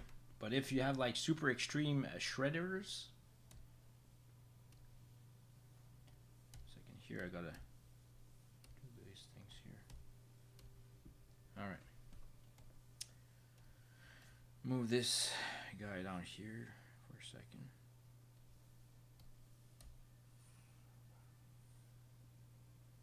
Okay, so the shredded guy here, you can see all the muscles out of it. Very much. There's a way to do it. But like I said, I would recommend you to actually get David Phoenix, Ryven Phoenix DVDs, because he's like really good at what he does, and he explains pretty well this stuff. So I would trace the muscles off of it, right? So I would do that. I would do this. I would do this section, and I would do this section here, and then I would do this section. Usually there's like two muscles there because I know from experience. And that's basically all the lines that goes through the hands, and basically that's what it is. And then you got the elbow on the side. So basically, if you can trace all these things and try to remember all these things, good way to do it. Same thing here for the abs, right? You can really find out the and it still works. Look at that. So if I put a circle in there, right, or even a rib cage, right, from this point here to that bottom there, because that's the navel, right? Divide this thing in half, you have the actual chest muscle going on the half side of it. Usually that ends up exactly where it's supposed to be. So that's why I actually do that way. And then you could put a circle here because the rib cage is always open. And then this is the section of your abs. So then you do that circle here, and you got the bottom of the dude. And then you can divide those things here. Had the abs there. You don't see those things there though. You only see about 6 of these. Unless he's like shredded like this guy. And then the abs are always a straight thing going on there to the bottom of this thing.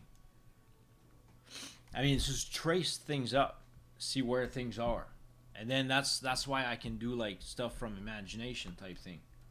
Instead of just trying to, because I've seen stuff on Twitch, like people were trying to learn this stuff, and what they're not, I find it is lacking of understanding this thing right away with basic shape and dividing things in half and finding those sections where they are in a basic way, not too detailed, right?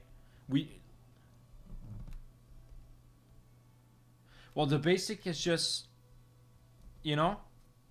stick figure and add the basic shapes out of it. Like I showed you, like those guys, right? See, if I wanted to do a bodybuilder, right? Let's say we have this guy here. We can do the same thing. Shape, whoops.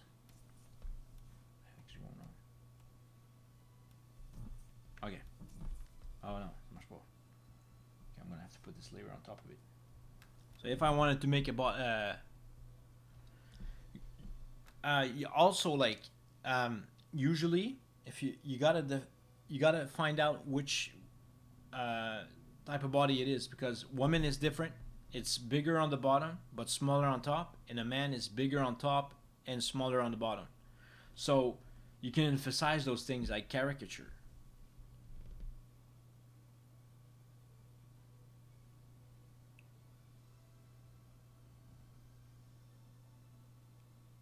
Sure thing, I can do that for you. This would be cool. I'm gonna put this guy right here, and we're gonna do a cool dude right here. Alright, superhero type guy. I don't know who this guy is, don't matter. I'm gonna make him a caricature. Alright, I won't use exact. Do you want me to use the actual proportions of the dude, or you want me to do a complete different type of guy, but the same sort of rules that I would use for drawing a realistic thing?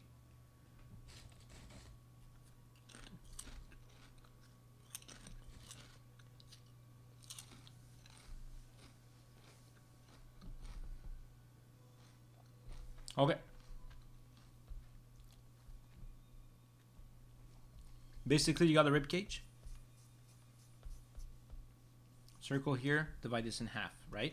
It's still the same rule. And then the bottom here. Oh, look at that. It's the bottom of his balls. That's all right. And then the action curve is curved like this, right? So, I mean, if you want me to do a superhero in some ways, I would have to move this differently, but whatever. I'll do it on the other side. I don't even have to use this guy here, but whatever. So, now you keep the same rule of that. And then you got the shoulder. He's very wide, right? This is very wide. And the bottom of his leg is very shrinked. Usually a man has this going on, okay? Avec the legs, right?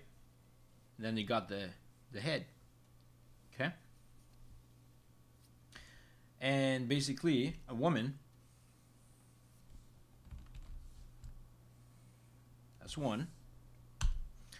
A woman would have this going on.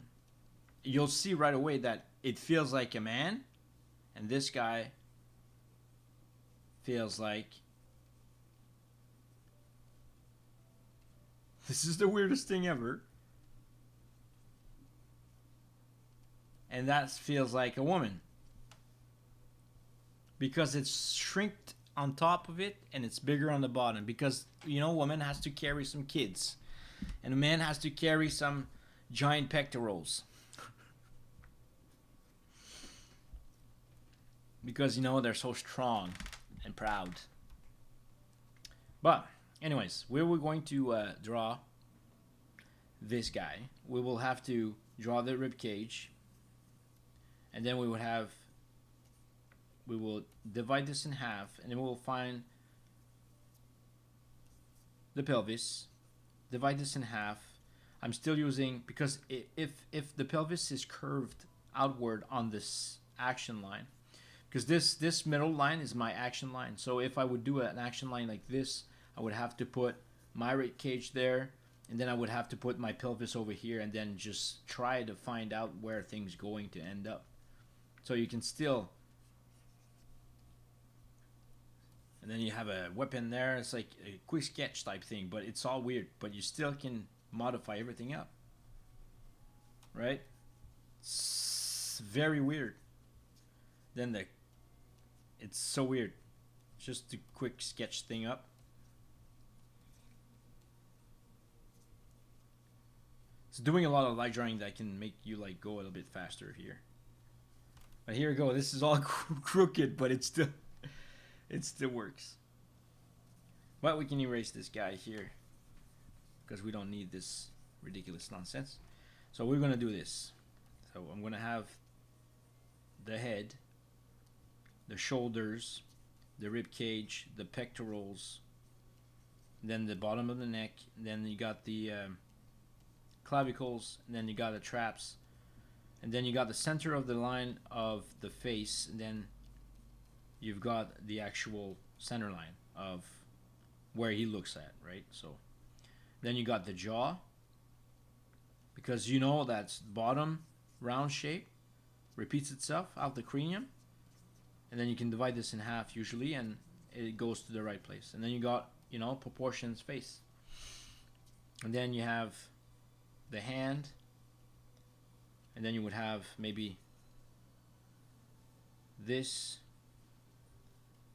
And then this guy is very wide, so I gotta take this a little bit wider, right? Because this can change too, right? So I'm going to put this. Remember, the bottom rib cage is the bottom of the elbows, and then it goes bottom of the hips. It's bottom where the hands are. This is going to be very basic, but still works. This guy's going to have, let's say, gotta think. So I can add some muscles into it. This guy looks pretty big. That's alright. And then he has this in here, and then you got that, the rib cage. I'm still following the bottom of the chest on the shape of the ball. Shows me shape, right? The halves are 1, 2, and 3. Then you got those here, comme ça. See, it still builds itself, and you got back muscle, and then you got the pelvis going on here. So what do you want to do with that? You can actually or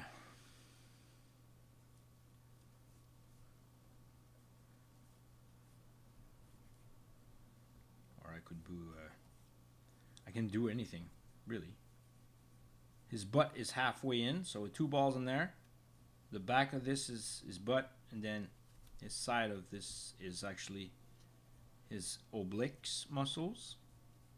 Goes on the bottom here. Then you have what? Remember that half of this is basically half of the leg, because if you cut this in half, it's basically this half here, so navel is probably the size of that. Then the foot, can't really see the foot, but it's alright. Here we go. And then the legs.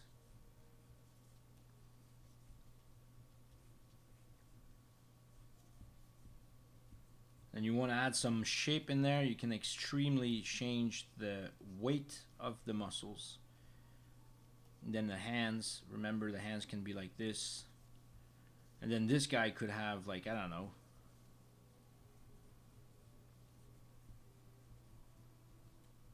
gotta add some more stuff here.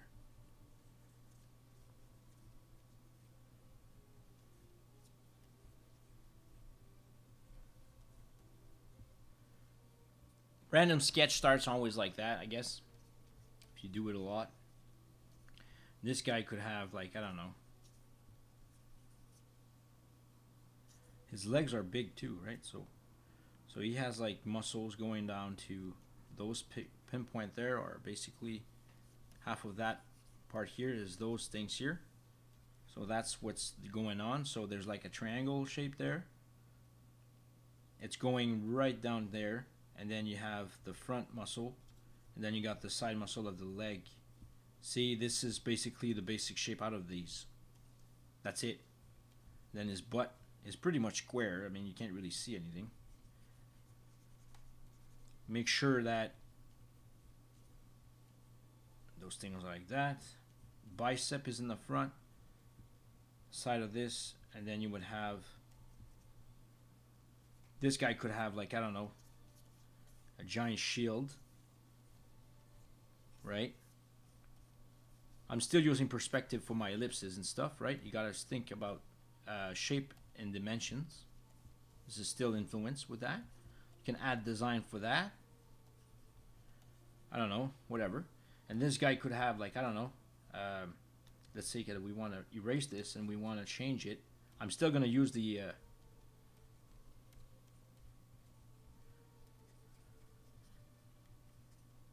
and then this guy could have, like, I don't know, big sword. See, that's basically a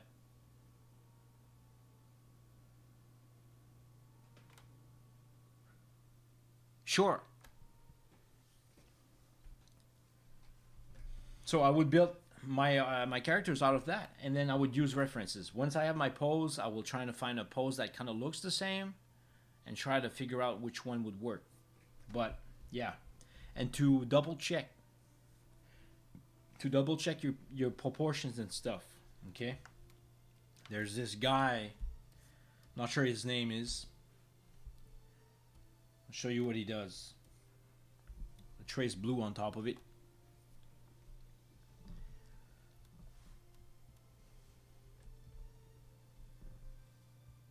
To check the proportions off of your characters,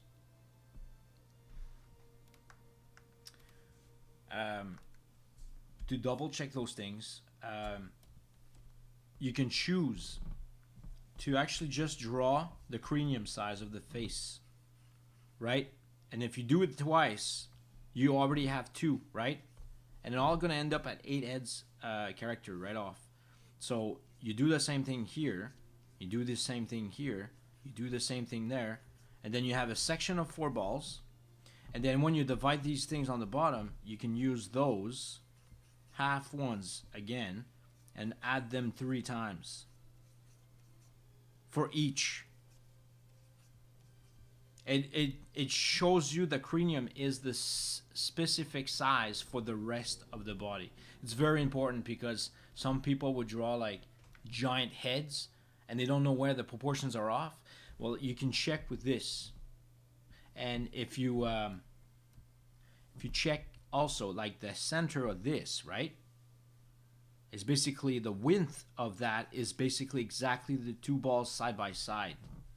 So you can add those things in there just to check your proportions of the dude. And then you can add the shoulders. So it's very accurate because you can really find what's right and what's wrong. So basically, if you check the arm, they're basically one joint, but it's also two balls. It's the same size as this stuff on top of this head. And then it repeats itself again, right? And then you have one ball for the hand. It all repeats the same ball through it. I think there's 1, 2, 3, 4, 5, 6. There's about 5 and a half. 11 and a half balls going through the body. I don't know if it makes sense just to check the proportions of your character, right? So once you have this sketch done, whatever, you can use the blue. Double check your proportions, right? So this in the middle, it should be right here. And then the bottom of this is half of the ball here just to get your chin. And you already have this. So you calculate the same thing from there to there to there to there. You got the bottom. See, it's still in the right place. 1, 2, 3. So your leg is off. So I would have to bring up this thing up a bit. And that would fix the problem.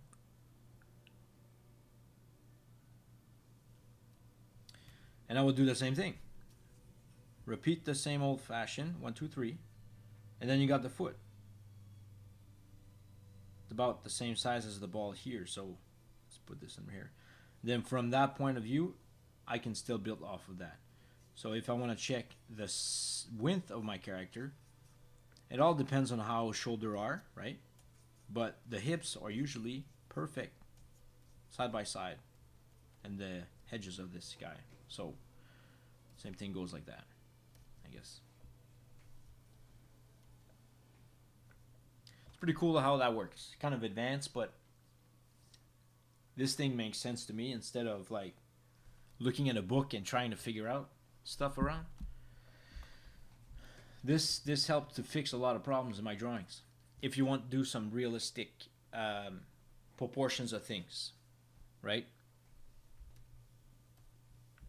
But other than that, I would start doing this stuff and then build off of that.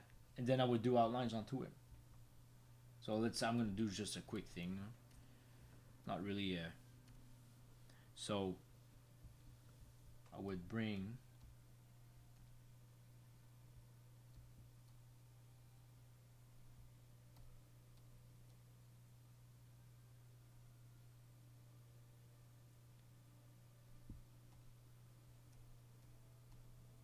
all right, so it's very light now. Cool. Good to know.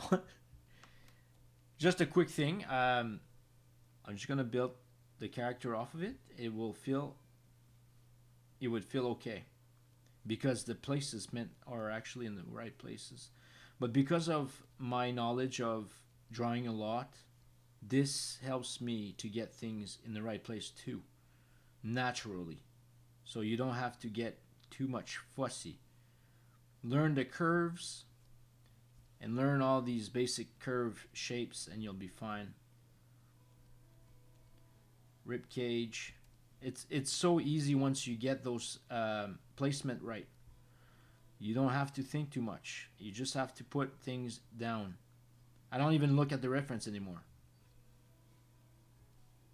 And then you got these oblique muscles going on there. This usually goes in. And then you have the bottom And then you got the legs. And then you got the muscle there. Muscle here. This guy could be Iron Man if you wanted to.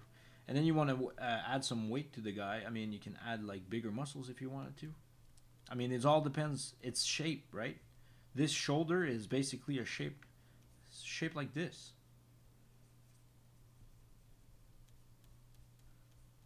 It's a shape like this. Once you know where the shape looks like, you would know where the shading goes too, right? Because if the light's hitting there, you would basically have your light source hitting right there, right? See? It looks like a hat, but whatever. So shading wise, it's easier to do this afterwards.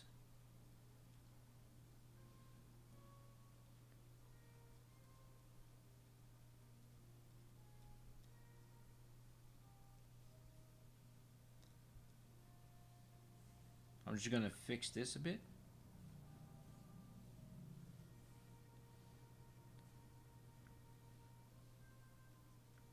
What can I do with this guy? He has a staff. I don't know. Here, something random. The kneecap is always besides the ball. There's always lines on the side. Remember that this pelvis halfway of the ball has this connection of the muscle. Half of a basketball, pretty much.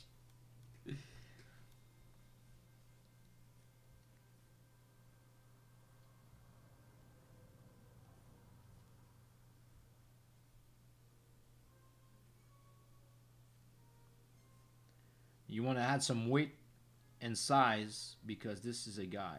So the muscle should be going this way, and that way. I mean, it's just by memory, right? So the more you do this, the more you get right off the bat. At the middle of the half ball, there's always a weight where the body, the stomach bends. So this is underneath. Think about basic shape all the time, man. Think of a square shape and all these things. This is not about getting the right thing off of a picture, but to understand what you're actually drawing. Because if you don't know what you're drawing, you'll never go up the scale. It's totally normal. You want to find out how things works and not just copy the same thing every day. It's very important. And there's a lot more better people than me in this thing. You go on ArtStation, man. But I enjoy showing what I can, what like showing what I know, because it might help somebody else, right? I actually done that many times. Like people ask me to draw stuff. I actually gave him a little bit courses on how to draw like colored stuff and different things. It's kind of neat. Underneath you got the eye, and then you got the eyebrows, and then divide this in half. You got the nose, and then you got the. See, you already have everything in proportion, without even knowing. Frustrating yourself up by doing random shapes everywhere because you try to copy an image. When you're putting this down in sort of a basic thing, it's easier for you to get things right. And out of this, I mean, I could shade this guy and all that stuff, but oh boy, it's already 5:27 a.m. What time is it over there? 4 a.m.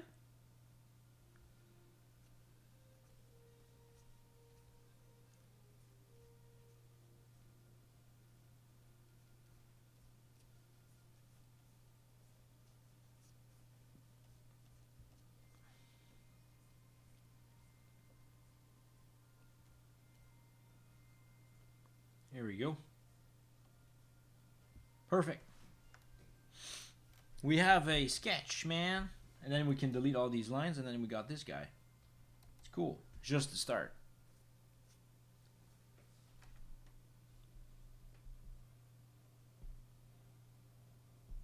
It's alright, man. Yeah, I know it's pretty cool, like it goes fast. But yeah, so this is basically the principle of building a character, I guess, if you want to draw them. But look at that, right?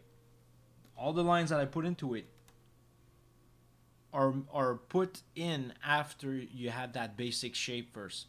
If you don't have the basic shape first, you'll be all over the place. So you need to have those bigger shape first and put the details afterwards. And you get the details through doing a lot of live drawing and studying the outlines of what a body looks like. And bodybuilders are very well for getting the muscles in the right places. But I would suggest again, Riven Phoenix is basically a starting point if you really want to get these things down, and then you can focus on different things afterwards. But always practice the anatomy stuff. I mean, this is very important. This is what is giving you the understanding of how things should look like.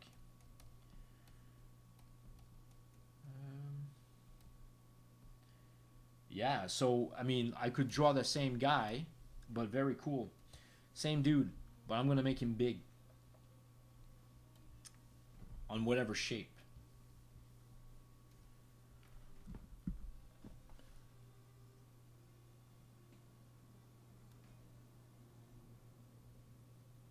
You've got the YouTube channel pulled up. What are you watching?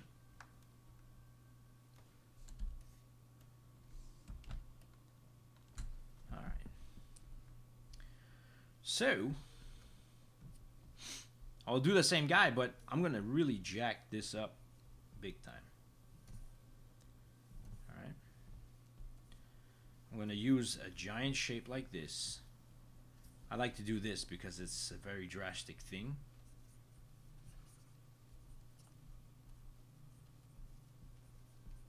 And I'm always thinking about the size of this guy. This guy is so huge, but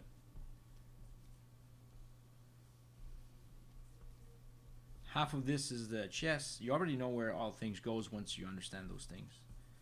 So it's and then you have this wide shape. No, this is too weird.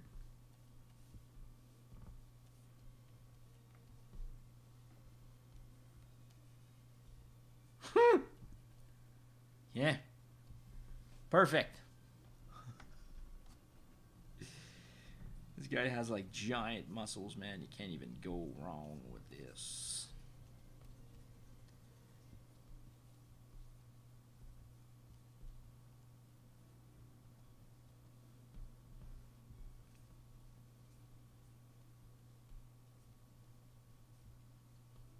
Always have basic shape in those things. I've done it so many times, right? So it's a little bit easier. But like I said, just keep building off what you've learned.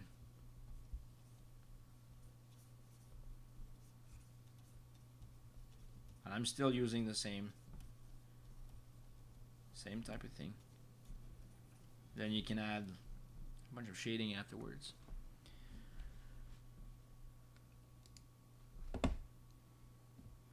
Oh yeah, right. Yeah, that's exactly what I'm saying. But he has a DVD set, and I would suggest you to get the DVD set because you start building up the structure of the bones, and then he explains where all things connect with the muscles, and then he shows you to do the surface, and then he shows you how to design and other stuff and shading. But for the knowledge of knowing where the muscles and all that stuff lands in, I would recommend to look it up. And you can probably get this free online, but I would suggest to kind of help him out. Oh, I gotta do this.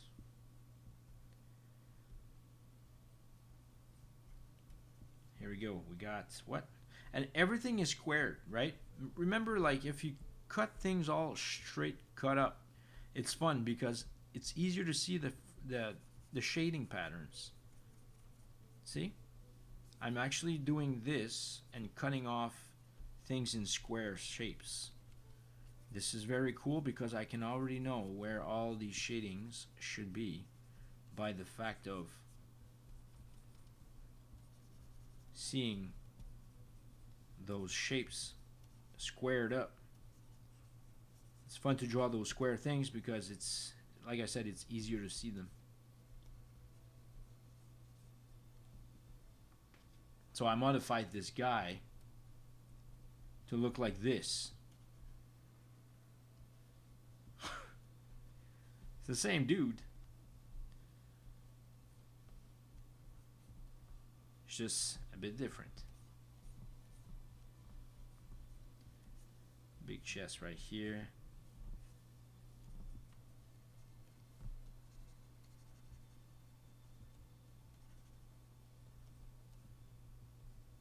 There we go.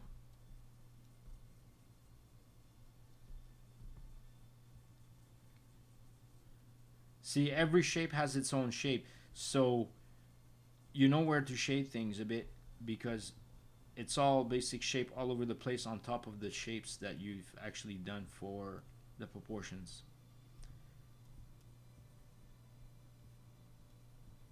He has socks. That's actually funny.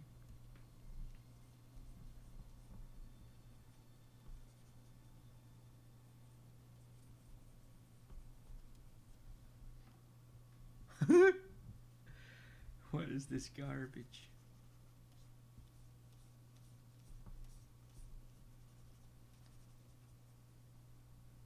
Here we go. We're going to cut this a bit more like that. Round shape should be like that. Perfect. Then you have the obliques on the side. Build the arms.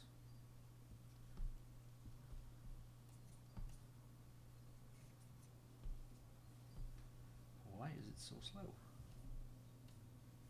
Okay, perfect.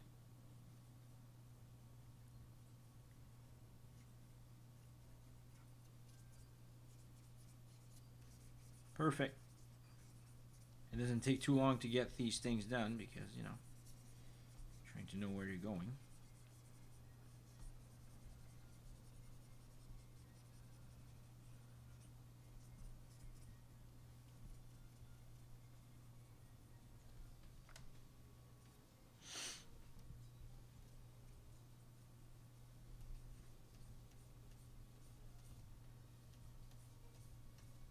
Perfect.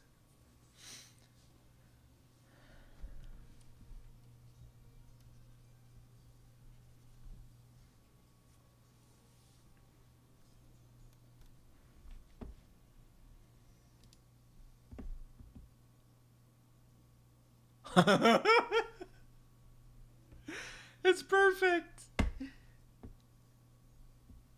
Yeah, pretty much like the shapes, right? Remember, like the rib cage has to be one shape on its own. So, give me 2 seconds here.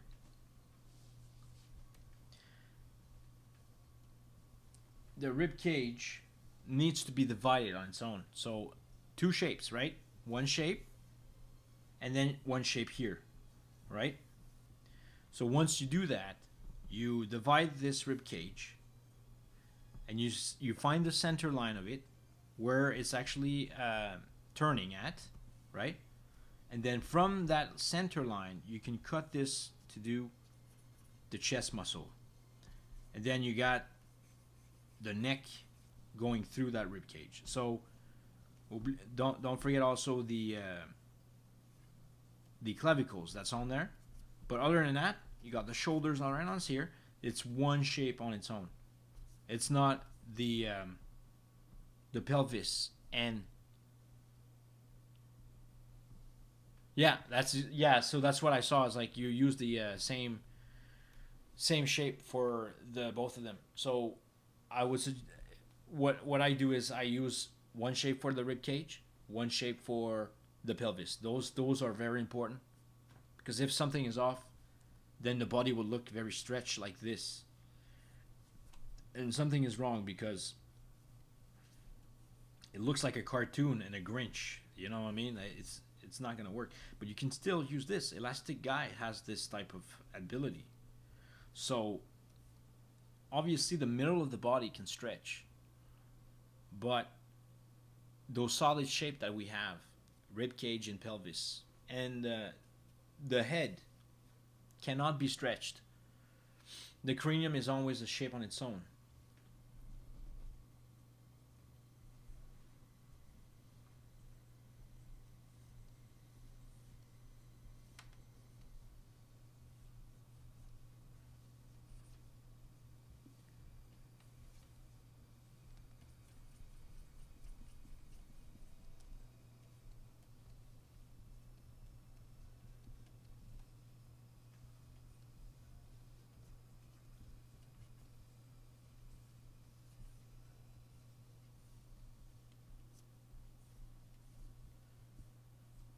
And I'm always having fun with variations of shapes.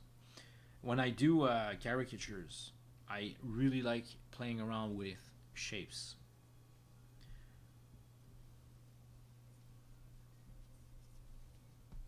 because the shapes makes the character different. It gives a story out of it. But other than that, try to do the realism first.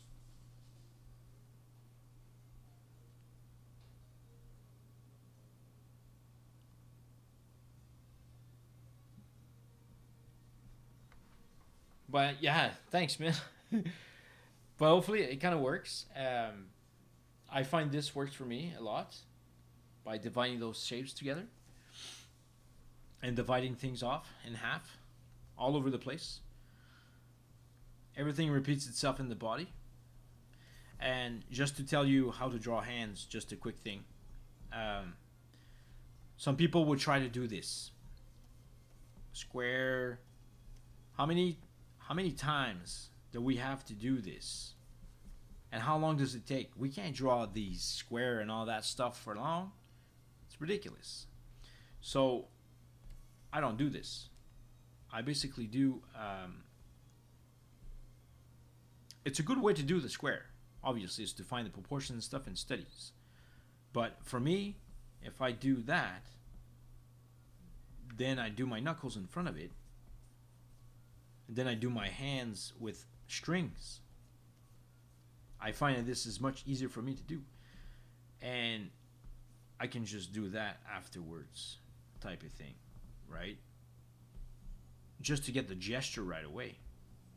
And then after that, you can refine all these little things afterwards. You do the ellipses.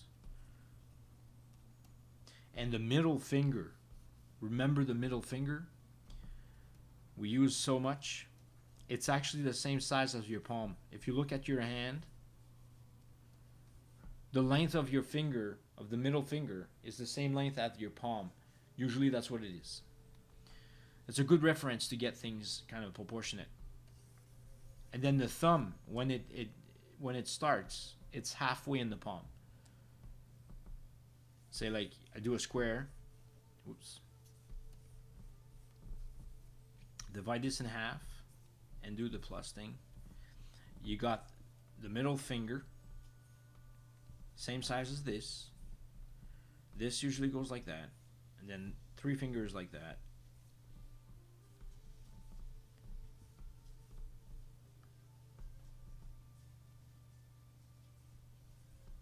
See?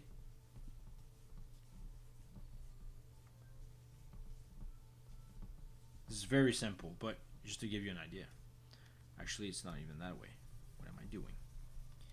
The middle finger is always here, but it's the same length of your palm. And then if you divide, well, let's say I'm going to do the hands first. I know it's kind of weird.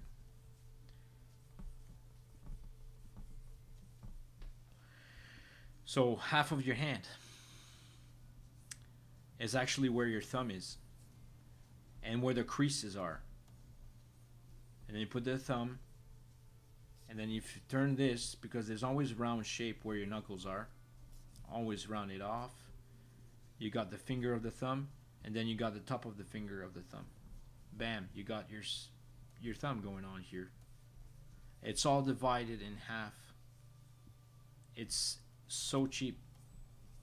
And then you got the muscle right here that's doing this, and then you got the muscle that's going to your thumb, and then you have this line off your hand that's going this way, but it's halfway that square. So, and this is where you get this M thing going on, because the muscles are actually overlapping itself all the time. So you got creases of this going on. When you get older, you'll have this shape going on in your hand. Those are kind of major things to know. Very basic, but yeah. And if you wanted to draw this in perspective, I mean, this is still, again, round shape.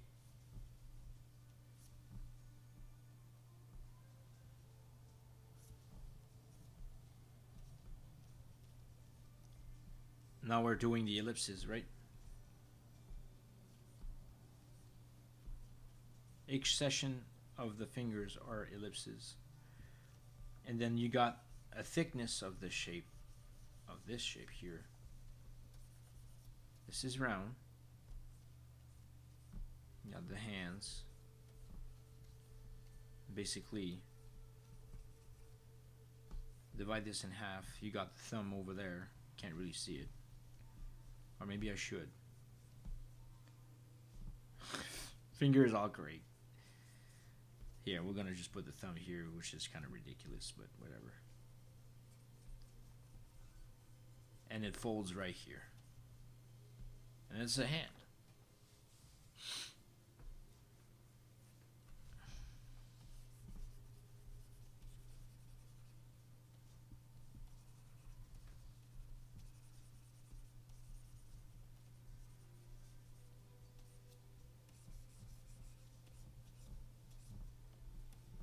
And then you can change those shapes all over the place if you wanted to.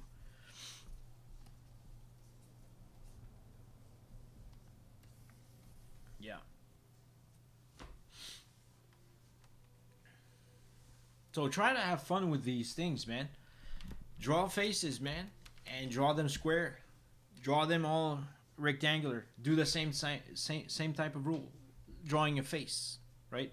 Drawing a face is, it's a round shape, right? Divide this in half. You got the eyes. You got the nose. Divide this in half. You got the nose, and then you got the lips, and then you got this, and then you got the chin. Cut this in quarters, and then you have pretty much the face. And then the hair is basically third right here. So if I would use the same rule of this for a caricature, I could do a face like that. Divide this in half somewhere, then add your eyes there. Big nose.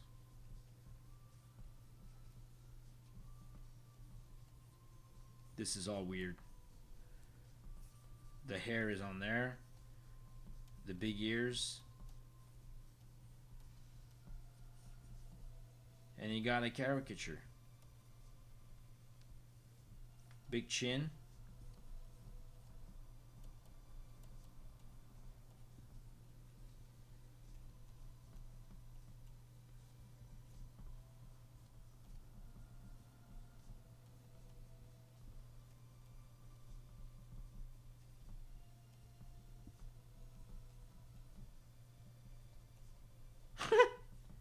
That's so ridiculous. Then again, it's all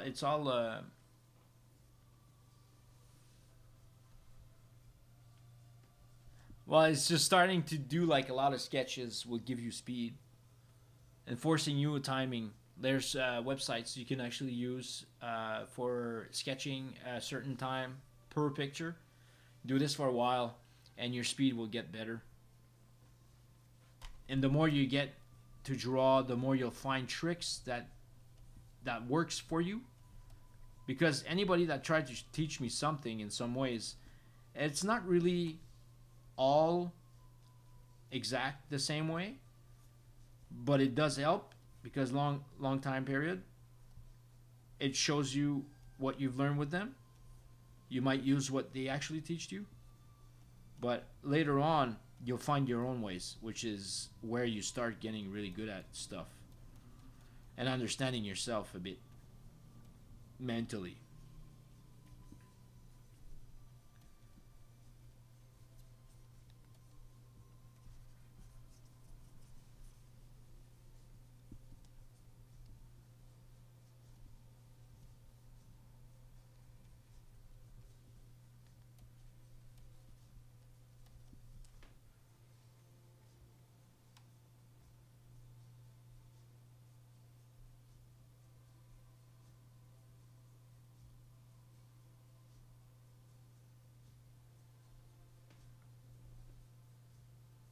On my IG, oh Instagram, yeah, uh, Earthworm Jim is always great. I am a huge fan of Earthworm Jim. I actually have my original Super Nintendo game, and basically, I still play the game, but I got myself a mini Super Nintendo, and I have a bunch of games on it. It's pretty cool.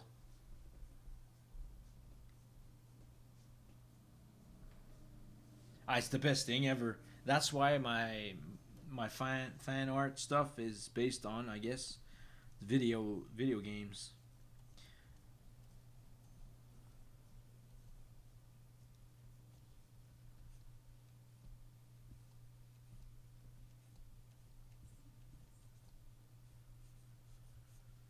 This guy is ugly. What is this?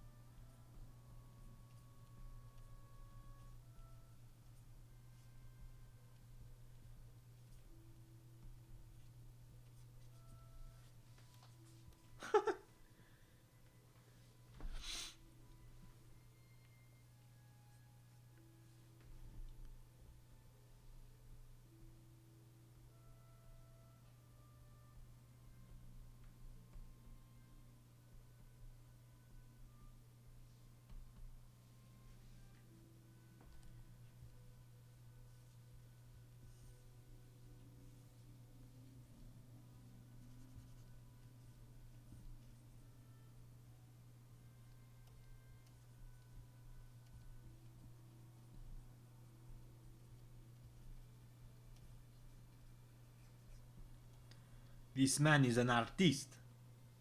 Spicy meatball.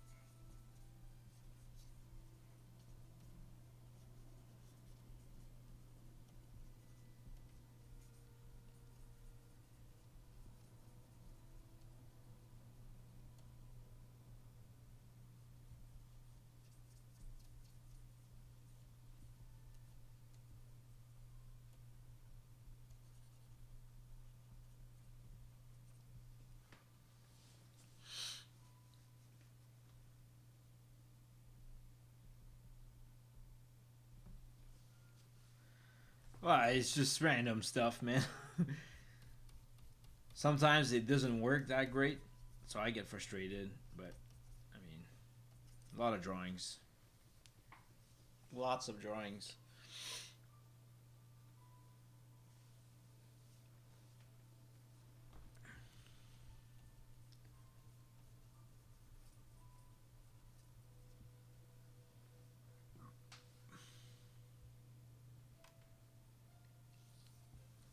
Oh, hopefully, yeah, you actually learn something out of this. Pretty cool. Hopefully, you can use the circle technique thing that I showed you.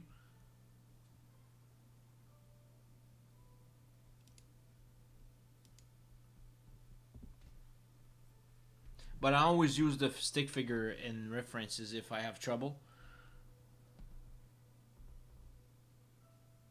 Hey, no problem. Anytime. This is what I live for, man.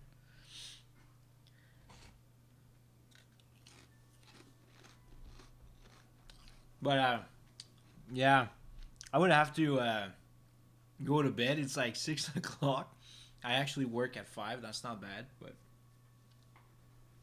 I would have to leave you alone. But I am always on Twitch usually because I have my new internet provider and it's going very well. So and I have no cap download, so I can actually be on here all the time. I'm probably gonna do a lot of stuff because my mind is going pretty nuts with all this stuff going on.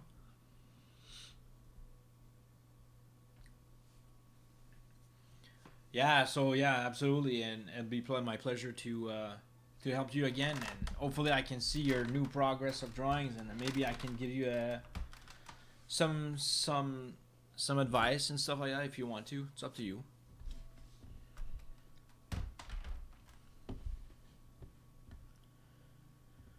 I'm always up for that.